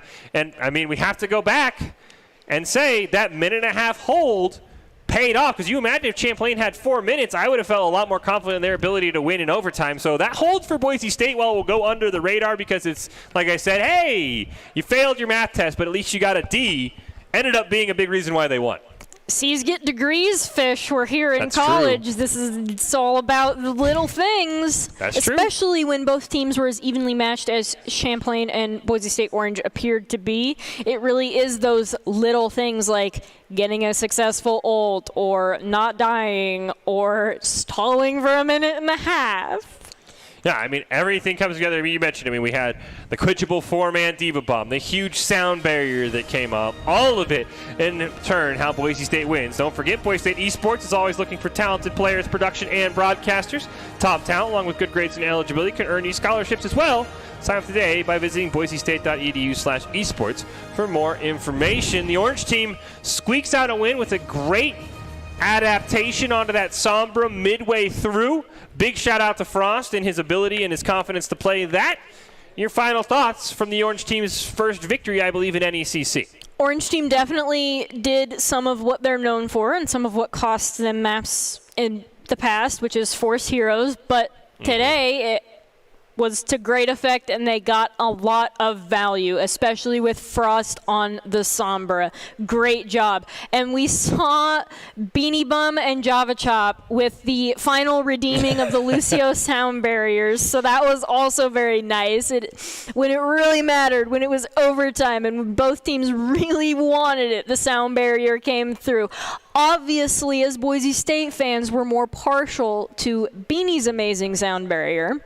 Yeah, but at least, Johnny, I'm always a fan of a good redemption story, even if it's for the bad guy. So a huge shout out to Java Chup for getting a couple of good ones. We'll parlay that right into our ICCU player of the game. We've named basically the whole team, D'Angelo, but you got to pick one. Who's it going to be? And quickly. I want to say Narbles, because Narbles was the consistent bright spot that was consistently always helpful and always good, and it was I think great. You saw the graphic. I did not actually. Is it? It is Narbles! It came up as you said Narbles. But much like for Boise State, when they make a misplay and win, you'll admit you knew it all along, and I'll give it to you. But, I mean, I think anyone on Boise State really could have deserved it. I think Quidgible, Narbles, and Icy all had huge moments in the sun. We mentioned Beanie Bum's sound barrier. That was great as well. I mean, really everyone for Boise State. It was a team effort when you come from behind. Frost, I mean, the EMPs are always an easy highlight to see. Huge. So, I think everyone on Boise State Blue rallied there in that third map against Champlain. It was truly impressive to watch, because this is definitely something that they had to rise and improve to win. If they continued to play at the way they were playing at the start, they would not have won. You actively had to watch the Boise State Orange team improve, and I think that's what makes an amazing match to see, especially when it ends in a Boise State win. Well, congratulations to Narbles. He's the ICCU player of the game. Idaho Central Credit Union believes a player makes a team more successful, just like they're helping their members achieve financial success. And we will wrap this one up with our top plays. I don't know if we have our post-game press conference or not. I don't think so. Doc looks like he's out back there coaching actively, so we will not have that. We will have our top 5 plays. Don't forget, the Idaho Army National Guard invites you to take your impressive critical thinking skills into real time. More than 10 jobs offering a $20,000 bonus and your degree of choice paid for. They're the best team out there. Reach out on Twitch at iGuard Gaming. And here are the top 5 plays for Boise State's overtime 2-1 win over Champlain College. Stayed alive. Now Java Chup, Luxie, and Mage will all be taken out. Champlain's going to regret that close hold here on the soft reset, as Boise State should be able to cap off that win.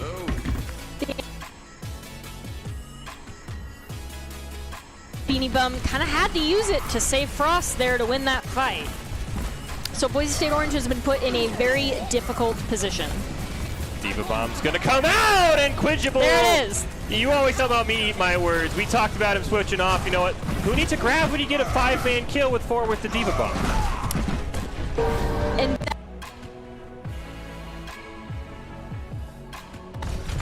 they're never fun ultimates to deal with, especially if you're someone like Beanie Bum or Pleb, who has to watch out where that Doomfist is at all times. There is a nice sound barrier, and a 6-man Shatter comes out for Boise State. Are they going to be able to wipe it up? 2-man Deadeye comes out. That's a damn way to deal with the sound barrier, D'Angelo. Just shatter all of them. Icy said, for a team fight win, small price to pay. Shatter is up for Luxie and Icy, so both Ryans have got to be careful with their shields at all times. We've already seen what Icy can do. There's the grab that's going to come out for Quidgible. Great job making sure the Diva can't eat it, and Boise State's able to pick up 4. They get 5 with Frosty, and Latio's going to retreat in shame that he absolutely cost. Shatter that comes out. Frost. That was interesting, but he says, all right, I don't care. 6-man EMP. High Noon picks up 1. Boise State's able to clean that up with 3 more eliminations. Latio's the next one to fall. Roy will go down as well.